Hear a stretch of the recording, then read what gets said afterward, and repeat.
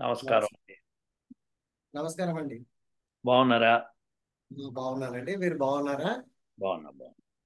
అయితే ఇప్పుడు మీకు ఇది రికార్డింగ్లో ఉంది ఆల్రెడీ. ఓకేనా? ఓకే. ఓకే. ఇప్పుడు మీ దగ్గర టైం ఎంత అయిందో తెలియదు కానీ నా దగ్గర 8:58 అయింది. కనిపిస్తోందా? నా దగ్గర 6:28 అయిందండి. సో సరిపోయింది టైం. సో ఇది గుర్తుపెట్టుకోండి. సో ఎంతసేపు మాట్లాడారు అన్నది రికార్డింగ్ అవుతుంది కాబట్టి అది యాజ్ ఈజ్గా మనకి యూట్యూబ్లోకి వెళ్తుంది. Until there is something else in discussion. Okay. అలాగే అండి. అలాగే. యా. సో మీరు చర్చ మొదలు పెట్టండి. ఆ, ఏమనుకుంటున్నారు? మీరు నాస్తికవాదమా ఆస్తికవాదా మొదట చెప్పండి.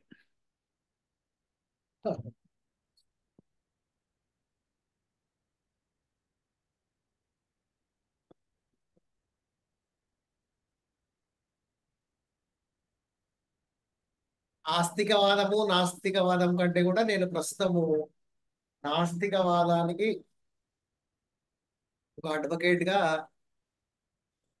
ఆ, మీతో ఈ చర్చలో పాల్గొంటున్నానండి. ఫ్యాంటాస్టిక్ అండి.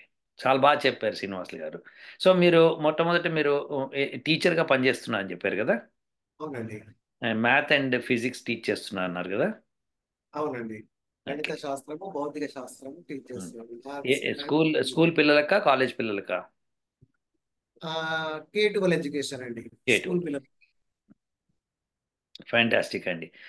న్యాచురల్గా భౌతిక శాస్త్రము అండ్ గణిత శాస్త్రము ఈ రెండు శాస్త్రాల్లో ప్రవేశం ఉన్న వాళ్ళకి ఒకలాంటి విఘ్నత ఎక్కువ ఉంటుంది.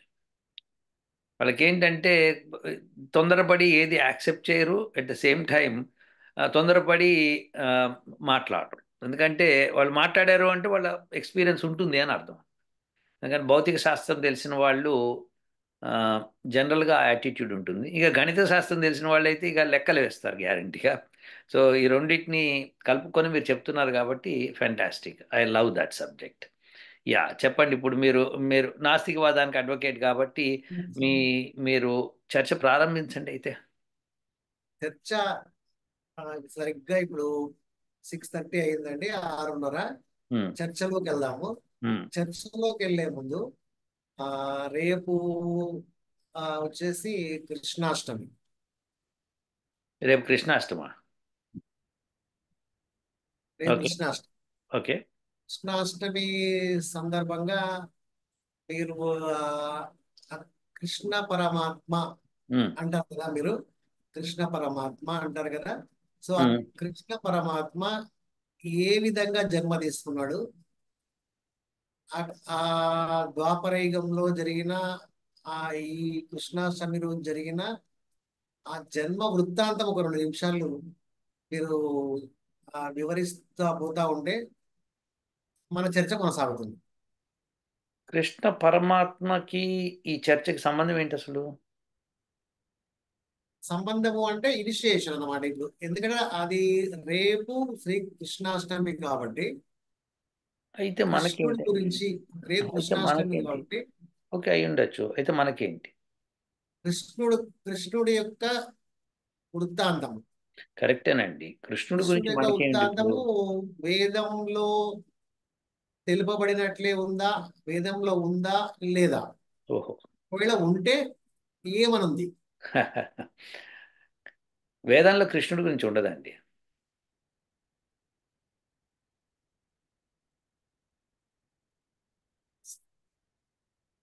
సరే. వేదంలో కృష్ణుడి గురించి లేదండి. సరే. కృష్ణుడి గురించి వేదంలో లేదు. లేదండి. కృష్ణుడి గురించి భారత భాగవతాల్లో ఉంటుంది. ఆ రెండు వేదం కాదు. అయితే దైవం గురించి వేదంలో ఉంటుంది కదా. ఉంటుందండి. మరి వేద వివరణ ప్రకారము దైవం అంటే ఏంటి? Very good. వేద వివరణ ప్రకారం దైవం అంటే ఏంటి? భలే ప్రశ్న అడిగారు. సరే, మీకు తెలిసిన దైవం ఏంటో చెప్పండి. ఉందా అసలు మీ దృష్టిలో? మీరు విన్న దైవం ఏమిటి? నాకు తెలిసి దైవము అంటే ఇప్పుడు ఇప్పుడు మీ మీ ముందు ఈ చర్చలో పాల్గొంటున్నాను కాబట్టి దైవం కంటే కూడా నేను దైవత్వాన్ని నమ్ముతాను. ఓకే, దైవత్వం అంటే ఏమిటి? మానవుడికి మానవత్వం ఉంటుంది. మానవత్వం దైవత్వం వేరు వేరా సేమా? మానవత్వం అనేది కొన్ని లిమిట్స్ దాటడం వల్ల దైవత్వం అవుతుందని నా అభిప్రాయం. చాలా బాగా చెప్పారండి శ్రీనివాసులు గారు. మీ అభిప్రాయాన్ని నేను ఏకీభవిస్తాను, డౌటే లేదు అందులో. సో మానవత్వం అంటే ఏమిటి? సహచర మానవులకు ఉమ్, సహచర మానవులకు ఉమ్,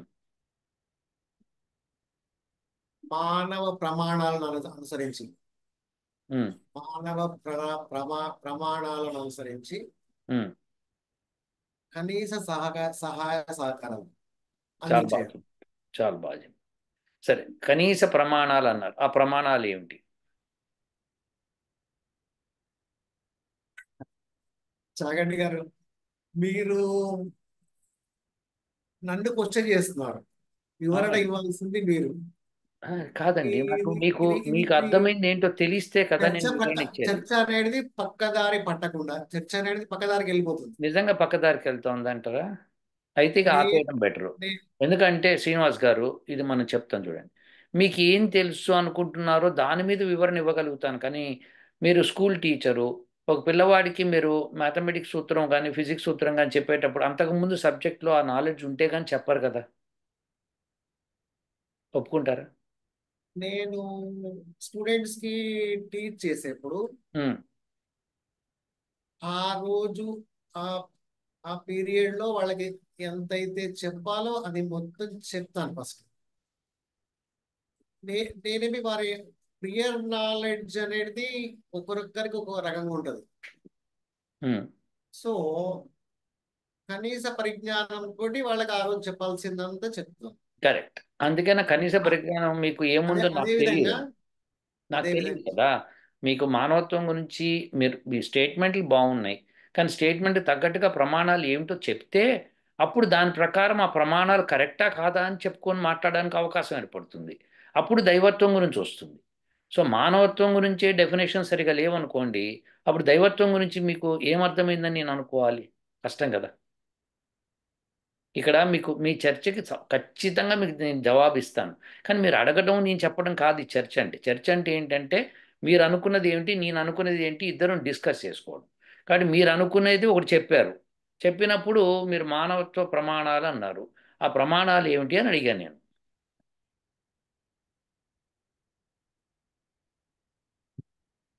మానవ జీవనానికి ఉమ్, మానవ జీవనానికి ఉమ్. అవసరపడే కనీస విషయాలు. ఆ కనీస విషయాలు ఏమిటి అని అడుగుతుంది. విషయాలు ఇప్పుడు ఆ మానవుడి మనుగడకు కావాల్సినటువంటి వాడి బస్. ఆ ఆకలి దప్పులు కానీ, ఉమ్, లేకుంటే ఆ క్షణంలో వాడికి అవసరమైన విషయాలు కానీ, ఉమ్, వాడికి కావాల్సిన సహాయం కానీ, ఉమ్. ఇవన్నీ కూడా ఆ కనీస ప్రమాణాల కిందకి వస్తాయి. సో మీరు అనేది ఒక మానవుడికి తన ఆకలి దప్పికలు, తన సుఖదుఖాలు, తన యొక్క అవసరాలు మినిమం సుఖాలు ఏమిటో కాదండి, తెలియాలి. సుఖాలు కాదు, సుఖాలు కాదు. ఉమ్. వాడి అవసరాలు, వాడి అవ్- జీవనాన్ని ఉమ్, కొనసాగించడానికి అవసరమయ్యే చాలు. ఆ, యా, అర్థమైంది. ఇప్పుడు సుఖం కాదన్నారు. మానవుడు భోజనం చేయకుండా ఆకలితో చాలాసేపు ఉన్నాడు అనుకుందాం. కాసేపు ఒక 15 గంటలు, 20 గంటలు, 30 గంటలు అట్లా అతని తిండి లేకుండా ఉన్నాడు. అంటే అతను బాధపడుతున్నాడా, సుఖంగా ఉన్నాడా?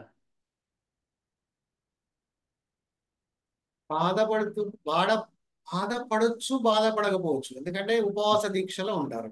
దీక్షలో ఉన్నాడా లేదా కాదు. సో ఇప్పుడు మీకు అలా తిండి పెట్టకుండా కనీసం మామూలు మానవుల గురించి మాట్లాడుకుందాం మనము. దీక్ష తీసుకునేవాడి సంగతి కాకుండా అది ప్రత్యేకత అవుతుంది. మనం సామాన్య మానవుల గురించి మాట్లాడినప్పుడు ప్రతి మానవుడికి ఆకలి వేసినప్పుడు, విపరీతంగా ఆకలి వేసిన తిండి దొరకట్లేదు, అప్పుడు దుఃఖంలో ఉంటాడా, సుఖంలో ఉంటాడా? విపరీతంగా ఆకలి వేసినప్పుడు సహజంగా వాడు దుఃఖంగానే ఉంటాడు, సుఖంగానే ఎస్, ఉంటాడు. బాగా చెప్పారు. కాబట్టి సుఖం అన్నది ఒక ఇంపార్టెంట్ పాయింట్ మనిషికి. అది తన అవసరాల్లో ఒకటి ఇంపార్టెంట్. సుఖం కావాలి. తిండి తింటేనే సుఖం వస్తుంది. అలానే గాలి పీల్చుకుంటేనే సుఖం వస్తుంది. అలానే తను శబ్దాలు ఎంతవరకు వినాలో అంతవరకు వింటేనే సుఖం వస్తుంది. అలానే మీకు కన్ను కూడా ఎంత చూడగలిగితే అంత చూస్తేనే సుఖం వస్తుంది. స్పర్శ కూడా అట్లానే. సో ఈ పంచేంద్రియాలతో తను గ్రహిస్తున్నవన్నీ తనకి సుఖాన్ని కలిగిస్తున్నంతసేపు తను మానవత్వంతో జీవిస్తున్నట్టే అని ఒప్పుకుందామా? వెరీ గుడ్ అండి. సో ఆ పంచేంద్రియాలకి సంబంధించిన సుఖాలు వచ్చిన తర్వాత మానవుడు ఇంకా మిగిలిన సుఖం ఎక్కడి నుంచి వస్తుంది? ఈ పంచేంద్రియాల నుంచి కాకుండా సుఖం ఇంకెక్కడి నుంచి వస్తుంది అని ఆలోచిస్తే మనం మనసు నుంచి కూడా వస్తుందనంట. ఎలా అంటే మనసుతో మనం ఆలోచిస్తాం. ఆలోచించినప్పుడు కొన్ని విషయాలు, ఉదాహరణకి ఒక ఫిజిక్స్ ప్రాబ్లం మీరు సాల్వ్ చేస్తున్నారు. దానికి రాలేదు, అందరికీ రావట్లేదు. కానీ మీకు మంచి ఆలోచన వచ్చి మీరు దాన్ని చేయగలిగారు. అప్పుడు మీకు మనసులో ఒకలాంటి సుఖం వస్తుంది, ఆనందం వస్తుంది, జాయ్ వస్తుంది. సో ఇవన్నీ కూడా కావాలి మానవుడికి.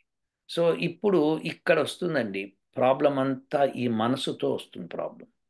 ఈ పంచేంద్రియాలతో వచ్చే సుఖం అందరికీ ఇంతో కొంతో సరిసమానంగా ఉంటాయి. కానీ ఈ యొక్క మనసుతో ఆలోచనతో ఏదైతే చేస్తామో దానికి సుఖము డిఫరెంట్గా ఉంటుంది. అంటే వ్యత్యాసం చాలా ఉంటుందని నేను అంటాను. మీరు దాంతో ఏకీభవిస్తారా, విభేదిస్తారా? లేదండి, ఏకీభవిస్తాను. యా. సో అలాంటప్పుడు ఆ ఆ మనసు ఇస్ ద జటిలమైన సమస్య ఇప్పుడు మనందరికీ. ఆ మనస్సుతో మనం ఏమనుకుంటున్నామో అన్నది ఇంపార్టెంట్. సో కొంతమందికి ఆ మనస్సు, ఇప్పుడు ఫర్ ఎగ్జాంపుల్ వాళ్ళు తన దగ్గరున్న భోజనంలో ఎవరన్నా బిచ్చగాడు వచ్చి అడిగినప్పుడు దానిలోంచి కొంత పార్ట్ చేసి ఆ బిచ్చగాడికి ఇచ్చినప్పుడు సంతృప్తి పడతాడు. సో కొంతమంది సంతృప్తి పడరు, కొంతమంది ఇవ్వరు, ఇవ్వకుండా వాడు పొరా అంటారు. సో అది ఇప్పుడు ఇలాంటి వాటిల్లో ఈ మనసే ముఖ్యం కదా. ఈ మనసు అందరికీ ఒక రకంగా లేదు అని నిర్ధారణకు వచ్చేయాలి ఫస్ట్. సుఖాలు ఒక రకమైన సుఖాలు, ఓకే ఇంత సుఖం సరిపోతుంది సరిపోదు అన్నది కూడా మనసే నిర్ణయిస్తాం. కన్ను నిర్ణయించదు. నేను చూస్తున్నా, టీవీ చూస్తున్నా, ఆపేద్దాము అని కన్ను చెప్పలేదు. కన్ను ఒక సాధనం మాత్రమే. మనసు అది నిర్ణయిస్తుంది ఎప్పుడు టీవీ చూడటం ఆఫ్ చేయాలి, ఎప్పుడు ఎప్పుడు టీవీ చూడటము మొదలు పెట్టాలి అన్నది మనసు నిర్ణయిస్తుంది. సో ఈ మనసు అన్నిటికీ ప్రాబ్లం అండి. ఈ మనసుతోనే మనము ప్రతి విషయాన్ని వివేచిస్తాం. ఈ మనసు ఎగుడు దిగుడులో ఉంటుంది అనమాట. ప్రతి మనిషికి ఎగుడు దిగుడులో ఉంటుంది. ఇప్పుడు ఆ మనసుని కంట్రోల్లో పెట్టుకోవాలంటారా, పెట్టుకోకూడదంటారా? అసలు మన కంట్రోల్లోనే ఉంచుకోవాలి కదండి. అది బాగా చెప్పారు శ్రీనివాస్ గారు, చాలా బాగా చెప్పారు. మనసుని కంట్రోల్లోనే పెట్టుకోవాలి. మీరు నేను ఇద్దరు ఇప్పటిదాకా ఒకటే మాటలో వెళ్తున్నాం, ఎక్కడ తేడా లేదు చూడండి.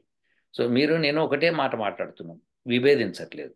సో మనసుని కంట్రోల్ పెట్టుకోవాలని చెప్తున్నారు మీరు, నేను అదే చెప్తాను.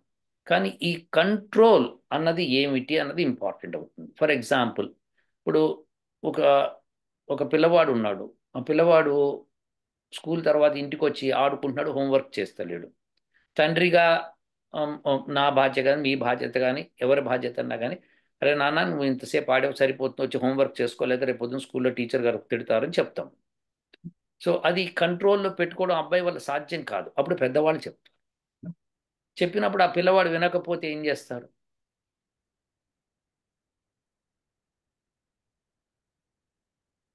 ఇంకా వాడు వినకుంటే అది మాయిస్తాం మమ్మల్ని.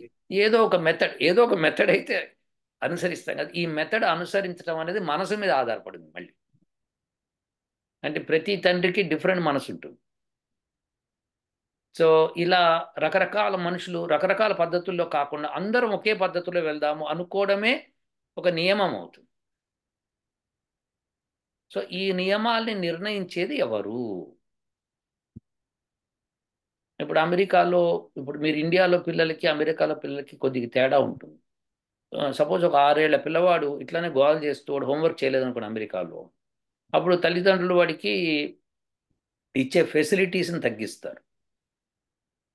లైక్ సెల్ ఫోన్ ఇవ్వకపోవటము, లేకపోతే టీవీ చూపించకపోవటము, తర్వాత రూమ్లోనే పెట్టి బంధించటము, అంటే బంధించటం కాకుండా అంటే తాళాలు ఏమి వేయరు, కాకపోతే నువ్వు నీ రూమ్ వరకే పరిమితం అవుతావు, నీ ఫ్రెండ్స్కి కూడా మేము పంపించము, నువ్వు ఎక్కడైనా ఎక్స్కర్షన్స్కి వాటికి వెళ్ళేటప్పుడు మేము పంపించము అని చెప్పి చెప్పేస్తారు.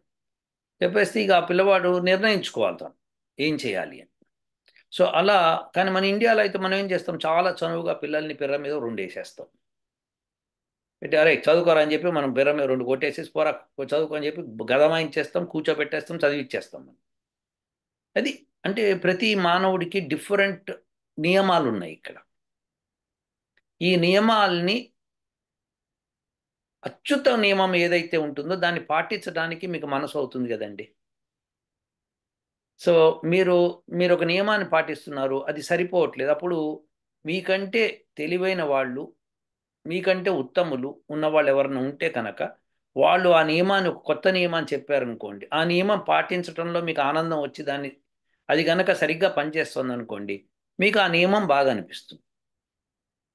సో ఇలా నియమాలు ఇవన్నీ కూడా మనసుకు సంబంధించినవి, ఎట్టి పరిస్థితుల్లో శరీరానికి సంబంధించినవి కావు.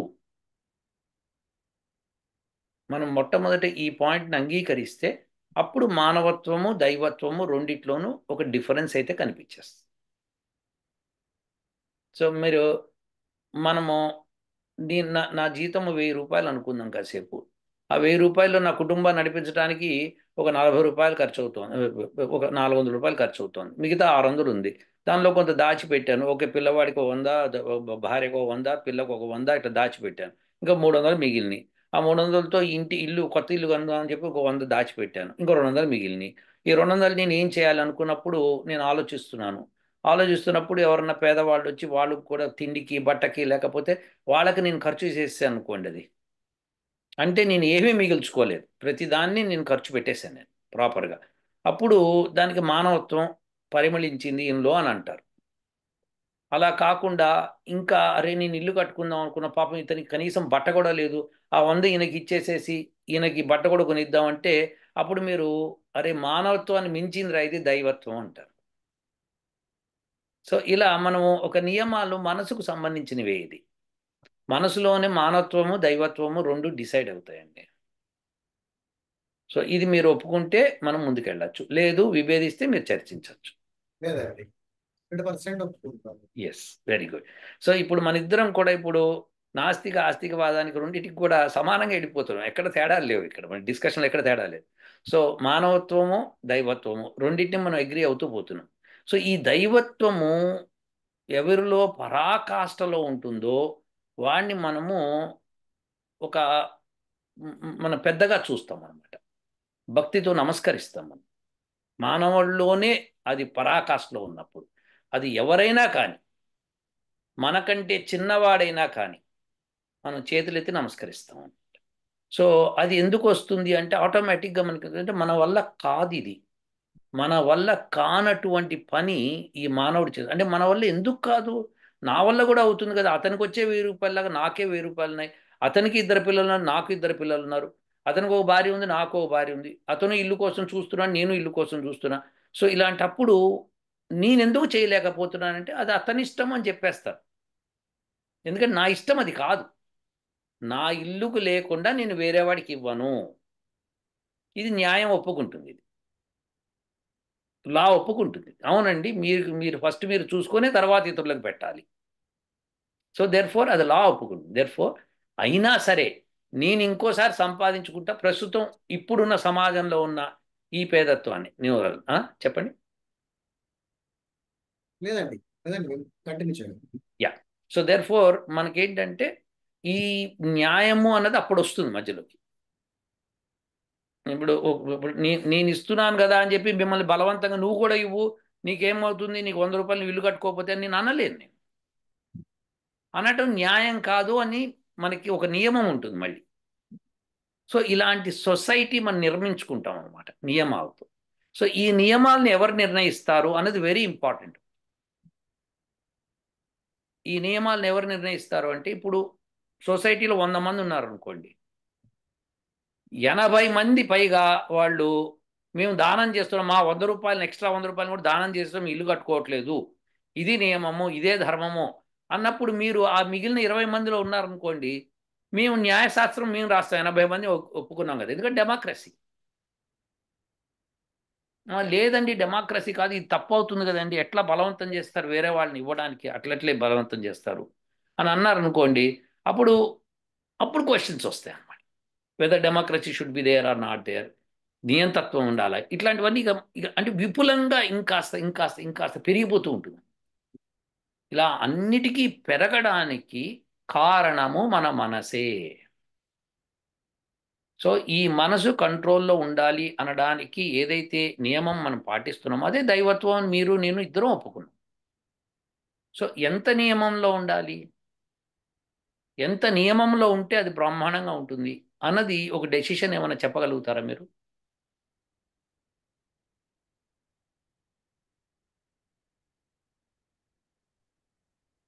అది విచక్షణ పైన ఆధారపడి ఉంటుంది. చాలా బాగా చెప్పారు. శ్రీనివాసులు గారు, మీరు నేను ఎక్స్పెక్ట్ చేసిన దానికంటే చాలా బాగా చెప్తున్నారు. ఎస్ అండి, విచక్షణ. ఈ విచక్షణ ఎక్కడి నుంచి వస్తుంది? అది ఎక్స్పీరియన్స్తో వస్తుందా, పుట్టుకతో వస్తుందా? ఎక్స్పీరియన్స్ తో వస్తుంది. Very good. ఎక్స్పీరియన్స్తోనే వస్తుంది. పరిసరాలతో వస్తుంది. పరిసరాలతో వస్తుంది. ఎస్, ఎస్ అండి. పరిసరాలతో మనం చూసిన అనుభవంతో మనం నేర్చుకుంటాం. సో ఈ విచక్షణ అన్నది పెద్దవాళ్ళు జ్ఞానులు చేసే పనులను బట్టి మనం నేర్చుకుంటాం. వాళ్ళకి ఎక్కడి నుంచి వచ్చింది ఆ విచక్షణ అని మనం ఆలోచిస్తే, వాళ్ళు ఇంకొకరి నుంచి నేర్చుకున్నారు అని చెప్పడానికి వీలు పడదు. ఎందుకంటే నేర్చుకున్నారు, వాళ్ళు ఎక్కడి నుంచి నేర్చుకున్నారు, వాళ్ళు ఎక్కడ నేర్చుకున్నారు అంటే మొట్టమొదటి మనిషి ఎక్కడి నుంచి నేర్చుకున్నాడు అన్న క్వశ్చన్ వస్తుంది మనకి, సామాన్యంగా వస్తుంది. So therefore they should be ఒక ఒక పెద్దవాడు ఉండి తీరాలి అనే ఒక విచక్షణ మనకి తెలుస్తుంది, లేకపోతే రాదు, సాధ్యమే కాదు. ఎందుకంటే కొంతమంది అనొచ్చు, లేదు మానవుడు ఎదుగుతున్న కొద్దీ విచక్షణ పెరిగింది అని అనొచ్చు. అవును, మానవుడు పెరుగుతున్న కొద్దీ విచక్షణ పెరిగింది, కాసేపు ఒప్పుకుందాం, మనకేం నష్టమేం లేదు. సో కానీ మనం అదే చూస్తే ఇప్పుడు ఇప్పటికిప్పుడు ప్రత్యక్ష సాక్ష్యము మనకి డిఫరెంట్ కంట్రీస్లో డిఫరెంట్ విచక్షణలు. మీరు ఒప్పుకుంటారా ఈ విషయాన్ని? అవును. ఇప్పుడు అమెరికాలో ఇండియాలో పరిస్థితి చెప్తా చూడండి. అమెరికాలో ఒక క్రైమ్ చేసి ఒకడు పారిపోతున్నాడు అనుకోండి, వాడిని ఆగమని చెప్పి పోలీసు వాడు పిస్టాల్ పెడతాడు, ఆగు లేకపోతే కాలుస్తా అని చెప్తాడు. అయినా వాడు పరిగెడుతున్నాడు అనుకోండి, వాడిని కాల్ చేస్తారు. వాడిని ఎక్కడ కాలుస్తారంటే కాళ్ళ మీద కాల్చరు, ఛాతిలోనే కాల్చి పారేస్తారు. వాడు చచ్చిపోతాడు కూడా. మేము అన్నాడు వాళ్ళకేం తప్పలేదు, మేము చెప్పాము, మీరు రికార్డింగ్ ఉంటుంది, మేము చెప్పాము, వాడిని ఆగమన్నాము, వాడు ఆగలేదు, సో మేము కాల్ చేసాం, అయిపోయింది. అది ఖచ్చితంగా జరుగుతుంది మీకు అమెరికాలో, క్వశ్చన్స్ ఉండవు ఇంకా. అదే ఇండియాలోకి వచ్చేటప్పటికి కాల్చరు. మరి కాల్చకుండా కాళ్ళ మీద కాల్చడమో లేదా పారిపోతే ఎట్లన్నా కష్టపడి పట్టుకోవడమో చేస్తారు, కానీ వాడిని కాల్చరు. అంటే ఇప్పుడు ఈ విచక్షణ అమెరికాలోది కరెక్టా, ఇండియాలోది కరెక్టా అన్నది మనకి ఒకటి కావాలి. ఎవరు కరెక్ట్ అని చెప్తారు మీరు చెప్పండి ఇక. నేను ఇంతసేపు మాట్లాడాను కాబట్టి మీరు మాట్లాడండి, నేను ఒక కాఫీ తీసుకుంటా, మీకేం అభ్యంతరం లేదు కదా? లేదండి. Yeah, thank you. చెప్పండి, వీళ్ళిద్దరిలో ఎవరు కరెక్ట్?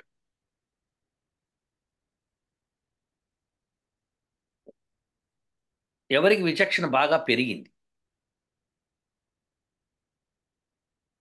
అక్కడ ఉన్న సమాజ సమాజాలు, ఆ సమాజాలలో ఆ మానవుల యొక్క ప్రవర్తన, వాళ్ళ యొక్క మానసిక ఆ మానసికమైనటువంటి విషయాలు ఇవన్నీ ఇక్కడ వస్తాయండి. ఆ నేర ప్రవృత్తి ఎలా ఉంటుంది, ఆ నేరస్తుడి ఆ నేరస్తుడి వల్ల జరిగే భవిష్యత్తులో జరిగే ప్రమాదాలు, అదేవిధంగా ఆ ఆ సమాజం అనేది ఎంతవరకు భరిస్తుంది ఆ నేరాన్ని. సో ఇట్లాంటి చాలా చాలా విషయాలు వస్తాయండి. ఆ దేశంలో ఆ దేశ భద్రతా అవసరాలు, ఆ దేశంలో మిగతా పౌరులకు ఇచ్చే ప్రిఫరెన్సెస్, వారి వాడి వారి ప్రాణాలకు ఇచ్చే ప్రిఫరెన్సెస్, వాడికి ఇచ్చే ప్రిఫరెన్సెస్, సో ఇవన్నీ వస్తాయి. వీటిని బట్టి ఛాతీలో కాల్చడమా, కాళ్ళ పైన కాల్చడమా అనేది జరుగుతుంది. Yeah. అది బాగా నా చెప్పారు. అభిప్రాయం. చాలా బాగా చెప్పారండి. బాగా చెప్పారు శ్రీనివాస్ గారు. సో ఆ సామాజిక పరిస్థితులు అన్నారు కదా. సో ఈ సామాజిక పరిస్థితుల గురించే నేను మాట్లాడుతున్నా. ఏంటంటే విచక్షణ అక్కడ వేరు ఇక్కడ వేరు ఎట్లా అయింది. మానవుడు అందరూ ఒకేసారి పుట్టి ఒకేసారి పెరుగుతున్నప్పుడు విచక్షణ వేరు అవడానికి కారణాలు ఏమిటి అంటే మనుషులు వేరు వేరు ప్రాంతాల్లో ఉన్నా కానీ విచక్షణ ఒకటే రకంగా పెరగాలి.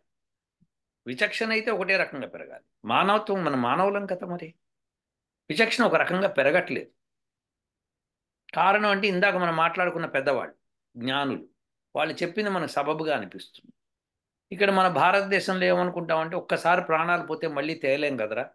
వాడు నేరం చేస్తే చేశాడు, 10 మంది నేరస్తులు తప్పించుకున్నా పర్వాలేదు కానీ ఒక నిర్దోషి మటుకు పనిష్ చేయబడకూడదు అని మనం అంటాం కదా.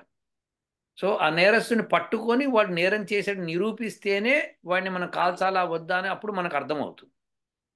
కానీ ఇక్కడ అలా కాదు. అమెరికాలో నేరస్తుడు మరి నువ్వు ఎందుకు పరిగెడుతున్నావు, నేరస్తుడు కాదు నువ్వు ఎందుకు పరిగెడుతున్నావు, ఆగమన్నప్పుడు ఆగాలి కదా. పోలీస్ వ్యవస్థని వాళ్ళు అలా పెట్టారు. సో అలా పెట్టినప్పుడు పోలీస్ వ్యవస్థ అలా చేస్తుంది. అంటే వెంటనే కాల్ చేస్తారని నేను అన్న ఇక్కడ. కానీ ఇక్కడ మ్యాక్సిమం అదే జరుగుతుంది.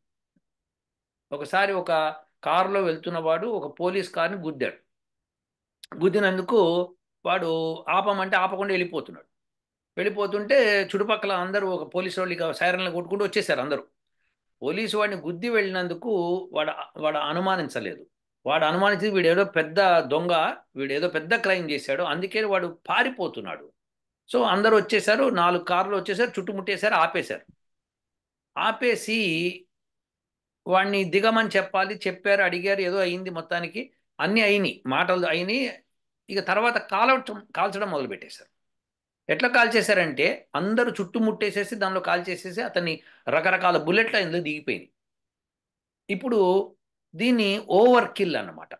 నువ్వు ఎందుకు అవసరం ఒక బుల్లెట్తో చచ్చిపోయేవాడికి ఇన్నెందుకు కాల్చావు అంటే అసలు నువ్వు కాల్చడం ఏంటి, వాడిని ఇంతమంది ఉన్నారు మీరు, అతన్ని ఆపి మీరు కారులను దింపచ్చు కదా, మీరు పెద్ద ప్రాబ్లం ఏంటి అందులో అంటే వాళ్ళు ఏమన్నారంటే పోలీసులు, వాడు మొట్టమొదటి బుల్లెట్ వాడు కాల్చాడు, కాల్చినప్పుడు మేము కాల్ చేసాం, మాకు ఆర్డర్స్ అవి, మా మీద ఎవరు పోలీసు వాడి మీద తుపాకీ పెట్టి కాలిస్తే మేము కాల్ చేసేయచ్చు, ఇది మా ఆర్డర్. సో ఓకే బాగుంది.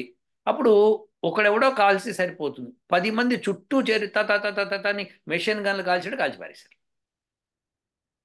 అంటే ఇప్పుడు ఇది విచక్షణతో చేసిన పని అంటే విచక్షణ లేకుండా చేసిన పని అని మనం ఒకసారి ఆలోచిస్తే అది విచక్షణ లేకుండా చేసిన పని అని అర్థమవుతుంది.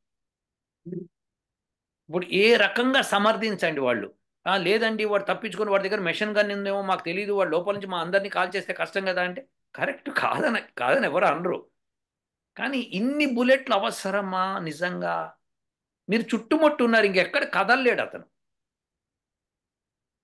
ఇప్పుడు ఇది జరిగిందండి, దాని మీద వాళ్ళు చేసిన పని మీద మళ్ళీ కోర్టులో కేసు నడుస్తుంది. విచక్షణారహితంగా చేశారా, విచక్షణతో చేశారా అన్నది మళ్ళీ పెద్దవాళ్ళు ఉంటారు కదా డిసైడ్ చేయడానికి. సో ఈ పెద్దవాళ్ళని ఎక్కడి నుంచి వస్తుంది ఆ విచక్షణ? మనకి రాని విచక్షణ వాళ్ళకి ఎక్కడి నుంచి వస్తుంది? ఇది మనం ఆలోచించాల్సింది శ్రీనివాస్ గారు. ఎందుకంటే మనం మనకంటే ఎక్కువ సుపీరియర్గా అనుకోనే కదా వాళ్ళని జడ్జిల కిందను వాటి కిందను పెట్టాం మనం. సో మనకంటే సుపీరియర్ ఎందుకు అయ్యారు వాళ్ళు అంటే వాళ్ళకి ఆ జ్ఞానం ఎక్స్ట్రా చదువుకున్నారు అని అంటాం మనం. వాళ్ళు లా చదువుకున్నారు, సరే లా చదువుకున్నారు, లా ఎవరు రాశారు, ఎక్కడి నుంచి రాశారు, ఏ జ్ఞానులు రాశారు? ఒకవేళ ఆ జ్ఞానులు రాస్తే మళ్ళీ మార్పులు ఎందుకు జరుగుతున్నాయి అంటే పూర్తి జ్ఞానం ఉండి రాశారా, జ్ఞానం లేకుండా రాశారా? ఈ సమస్యలు మనకు వస్తాయి కదండి. ఎలా చెప్తాం దీనికి సమాధానం మనం? ఇది మనం ఆలోచించాలి. చెప్పండి.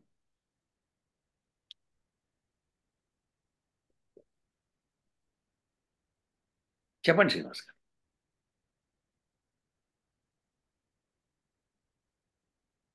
నిష్ణాతులు వాళ్ళు.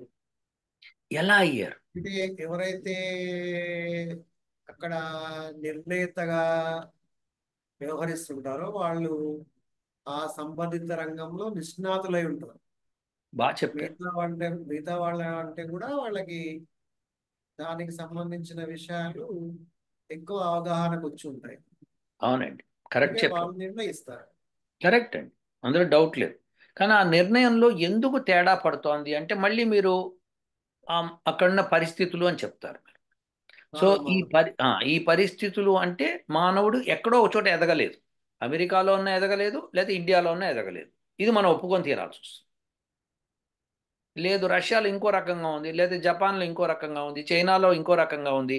ఇప్పుడు చైనాలో అన్నది డెమోక్రసీ కాదు. వాళ్ళు భగవంతుడిని నమ్మే ప్రశ్నే లేదు. వాళ్ళు అనేది నాస్తికత్వం పర్ఫెక్ట్గా.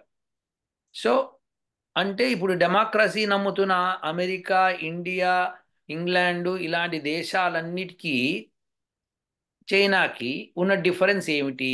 మరి వాళ్ళు నాస్తికత్వంతో ఉంటూ ఒక కమ్యూనిజం పాటిస్తూ, మావోయిజం పాటిస్తూ వాడు చేస్తున్నారు పనులు. మరి దానికి వాళ్ళకి విచక్షణ లేదా, లేదా ఈ దేశాలలో ఉన్న వాళ్ళకి విచక్షణ లేదా అని మనం ఆలోచిస్తే మళ్ళీ దేశకాల పరిస్థితులు అన్నారనుకోండి, మరి భారతదేశము అమెరికా రెండు డిఫరెంట్ కాంటినెంట్స్లో ఉన్నాయి. డిఫరెంట్ ప్రజలు, డిఫరెంట్ కల్చర్స్, అయినా వాళ్ళు డెమోక్రసీ, మనము డెమోక్రసీ. ఇద్దరం డెమోక్రసీలోనే ఉన్నాం. డెమోక్రసీ డెఫినేషన్ సేమ్ ఇద్దరికి. కానీ వాళ్ళకి అమెరికాలో వాళ్ళకి ప్రెసిడెన్షియల్ టైప్ ఆఫ్ రూలింగు, ఇక్కడేమో మనకి డెమోక్రసీలో గవర్నమెంట్ అన్నది ఒక మినిస్ట్రియల్ రూలింగ్ ఉంటుంది. సో మరి వీళ్ళిద్దరిలో విచక్షణ ఎవరికి ఎక్కువ, ఎవరికి తక్కువ? ఇన్నేళ్ళు జరుగుతోంది కదా, మనం చూస్తూనే ఉన్నాం కదా. మనం ఎందుకు మార్చుకోలేవు అని అంటే మా విచక్షణ కరెక్టు అని మనం నిర్ణయించుకుంటున్నాం కాబట్టి. సో ఈ విచక్షణలో ఇప్పుడు తేడా ఎందుకు వచ్చింది? ప్రపంచం అంతా అందరూ ఒకరినొకరు కమ్యూనికేట్ చేసుకుంటూ అన్ని కల్చర్స్ అందరికీ తెలిసి ఇంతగా మనకి పుస్తకాలు వచ్చి ఇంటర్నెట్ వచ్చి ఇన్ని చేసినా మళ్ళీ విచక్షణలో తేడా ఎందుకు వస్తుంది? ఇది మనం ఆలోచించాల్సిన విషయం అండి. అప్పుడు ఆ మానవత్వానికి దైవత్వానికి ఫస్ట్ తేడా తెలిసిపోతుంది. అది తెలవడం కోసం ఈ విచక్షణ చాలా అవసరం. ఈ విచక్షణ అనేది మన మనసులోంచి వస్తుందా, ఇంకెక్కడి నుంచన్నా వస్తుందా? విచక్షణ అది. సో మనం విశిష్టంగా చక్షువులతో చూసేదనం. సో ఏం చూస్తామంటే అది చక్షువులు. అంతఃచక్షువులు ఒకటి ఉన్నాయి అన్నమాట. ఆ విచక్షణ అప్పుడు వస్తుంది. మనలో మనం ఆలోచించుకొని తర్కించుకుంటాం. తర్కించుకొని ఇది తప్ప, ఇది కరెక్టా, ఈయన చేసిన కరెక్టా, ఈయన చేసిన కరెక్టా అని ఆలోచిస్తూ ఒక డెసిషన్కి వస్తాం. ఆ డెసిషన్ అన్నది మళ్ళీ మన మనసు యొక్క అవసరాన్ని బట్టి ఉండకూడదు. ఎందుకంటే ఇప్పుడు ఫర్ ఎగ్జాంపుల్ హైదరాబాద్లో జరుగుతున్న తతంగం నేను న్యూస్లో చూస్తున్నాను. ఆ, అదే మన నాగార్జున ఎన్క్లేవ్ని కొలగొట్టేశారు. అంటే పెద్ద పెద్ద వాళ్ళందరూ ఎవరైతే అక్రమంగా ఆక్యుపై చేశారో వాళ్ళందరినీ కొలగొడుతున్నామని చెప్తున్నారు. ఇప్పుడు నాగార్జున అన్న అతను క్రిమినల్ అయ్యాడా లేదా? లెక్క ప్రకారము అతను అతిక్రమించి కట్టుకున్నాడు, కాబట్టి ఈజ్ ఎ క్రిమినల్. అది crime. Encroachment is a crime. మరి దాన్ని ఆయన వెంటనే అరెస్ట్ ఎందుకు చేయలేదు? అంటే కూలగొడుతున్నావు నువ్వు, అరెస్ట్ కూడా చేయాలి కదా. నిరూపణ కాలేదు కదా, అది నిరూపణ నిరూపించబడలేదు. కాంది ఎందుకు కూలగొట్టావు? ఆయన నాగార్జున గారు చెప్పే విషయం ఏంటంటే, నాకు నేను ఆల్రెడీ కట్టడాన్ని కూలగొట్టడం పైన నేను కోర్టుకు వెళ్ళాను, కోర్టు నుంచి నేను స్టేట్మెంట్ తెచ్చుకున్నాను అంటే దాని అర్థం ఏంటి? ఆయన ఆయన వర్షంలో, తర్వాత చట్టం వర్షంలో అప్పటికి నిరపరాధే. కరెక్టే, సరే, కానీ అది ఎందుకు అది అది కూలగొట్టింది ఏంటి మరి? అది హెచ్ఎండిఏ పరిధిలోను, హెచ్ఎండిఏ రూల్స్ కు విరుద్ధంగా ఉండొచ్చు. ఉన్నప్పుడు దానివల్ల అప్పుడు స్టే ఇవ్వరుగా. అప్పుడు అది అది ఇంకా ఆ స్టేజ్కి రాలేదు కదా. మరి ఎట్లా కూలగొడతారండి? భారతీయ న్యాయ వ్యవస్థ ప్రకారము ఆ ఆ స్టేజ్ కి ఇంకా రాలేదు. అవన్నీ క్షుణ్ణంగా జడ్జి గారు చూడలేదు. చూడడానికి కొంత సమయం ఉంటుంది కదా. మరి ఆయన ఎట్లా కూడా కూలగొడతారు చేస్తారు. వీళ్ళు? ఎందుకు కొన్ని వీళ్ళు వందల కేసులు, వేల కేసులు ఉంటాయి. కరెక్ట్, వీళ్ళు కూలగొట్టేశారుగా ఇప్పుడు ప్రస్తుతం అయితే. కూలగొట్టేశారు అంటే వీళ్ళకి నమ్మకం ఉంది. వీళ్ళకి వీళ్ళు చేస్తున్న పని పైన ఇప్పుడు రేవంత్ రెడ్డి గారు సీఎం గారికి అత్యంత నమ్మకం ఉందన్నమాట. అది తప్పే. కరెక్ట్ అండి. మా ఇప్పుడు తెలంగాణ గవర్నమెంట్ ప్రకారము అది తప్పే అని అప్పుడు ఆయనకు అంత నమ్మకం ఉంది కాబట్టి కూలగొట్టాడు. కరెక్ట్ అండి. నమ్మకం ఉన్నప్పుడు నాగార్జున కూడా అరెస్ట్ చేయాలి. అదే నమ్మకంతో అరెస్ట్ నా- చేయాలి. నాగార్జునని అరెస్ట్ చేసే ఆ అధికారం అయితే సీఎం గారికి లేదు కదా. ఎందుకు లేదు? ఇప్పుడు మీరు ఎంక్రోచ్మెంట్ చేయటము అన్నది నేరపూరితమైన చర్య. అది ఇంకా నిర్ధారణ కాలేదు కదా. ఇప్పుడు ఆ నిర్ధారణ జడ్జి గారు కాకుండా కూలగొట్టకూడదు నిర్ధారిస్తే కదా. ఆ నిర్ధారణ జడ్జి గారు కాకుండా నిర్ధారిస్తే కూల దాని ద్వారా అరెస్ట్ వెళ్తారేమో, వెళ్ళవచ్చు. శ్రీనివాస్ గారు, కూలగొట్టారా లేదా? వాళ్ళు కూలగొట్టారు. కూలగొట్టడము వాళ్ళు నిర్ధారించుకునే కదా కూలగొట్టింది. అవును. నా తమ కాబట్టి నుంచి అది కాబట్టి తాము వాళ్ళు నిర్ణయించుకున్నాము. నిర్ధారించుకొని కూలగొట్టిన దానికి వాళ్ళ నిర్ధారణ ప్రకారమే అరెస్ట్ చేయాలి. అరెస్ట్ చేసే అధికారము సీఎం గారికి ఉండదు కదండి. ఎందుకు అది ఎందుకు ఉండదండి? జడ్జి గారు నిర్ణయించాలి. Arrest police. జడ్జి గారి ముందు ఆయన చేసిన నిర్మాణము తప్పు అని ఆ జడ్జి గారు ఫైనలైజ్ చేసిన తర్వాత అది అది శిక్ష అండి. అది స్వీకరించాలి మళ్ళీ. అది జడ్జి గారు నాగార్జున గారు స్వీకరించాలి. అవును, నేను ఈ తప్పు చేశాను అని ఎప్పుడైతే స్వీకరిస్తారో అప్పుడే. ఇప్పుడు ఈ జడ్జి గారు నీవు నిరపరాధివి అంటే ఓకే, ప్రాబ్లం ఏమి ఉండదు. శ్రీనివాస్ గారు, నీవు అపరాధివి అన్నాడు అనుకోండి, ఒక్క నిమిషం, అపరాధివి శ్రీనివాస్ గారు అన్నాడు ఒక్క నిమిషం, అనుకుందాము. ఒక్క ఇప్పుడు ఈ నిమిషం. కేసులోనే శ్రీనివాస్ గారు, జడ్జి గారు ఇచ్చేది శిక్ష లేకపోతే నిరపరాధిత్వము, ఏదో ఒకటి ఇస్తాడు ఆయన. కానీ పోలీస్ అధికారికి మొదట అరెస్ట్ చేసే అధికారం ఉంటుంది. అంటే అన్ని రకాల ఏ నేరాలకు కేసు అరెస్ట్ చేయాల్సిన అవసరం లేదు. అనుమానం వచ్చిందంటే అరెస్ట్ చేయటమేనండి. అనుమానము, ఇతను పారిపోతాడు రేపొద్దున, ఇంత ఇంత క్రైమ్ చేసి పారిపోవచ్చు ఇతను అని అనుమానం వస్తే అరెస్ట్ చేయొచ్చు. కానీ అరెస్ట్ ఆయన పారిపోలేదు కదా. ఆయన మీడియా ముందుకు వచ్చాడు, కోర్టుకు వెళ్ళాడు. లేదు లేదు, ఆల్రెడీ అది ఆ కాదు. విషయం పైన కోర్టు ముందు ఉన్నాడు కదా అలా నాగార్జున గారు. ప్రతి దొంగ కూడా నేను ఇగో ఇక్కడ ఫ్రీగానే ఉన్నా, నేను ఎక్కడికి పోవట్లేదు, నేను కోర్టు మీద మీడియా మీదకి వస్తున్నా అంటే ఊరుకుంటారా అండి? చేయరు కదా. అరెస్ట్ అయితే చేయవాలి. ఎంక్రోచ్మెంట్ అండి, ఇప్పుడు ఒక మనిషి ఇంకో మనిషిని రోడ్డు మీద నుంచోబెట్టి కొట్టేస్తున్నాడండి.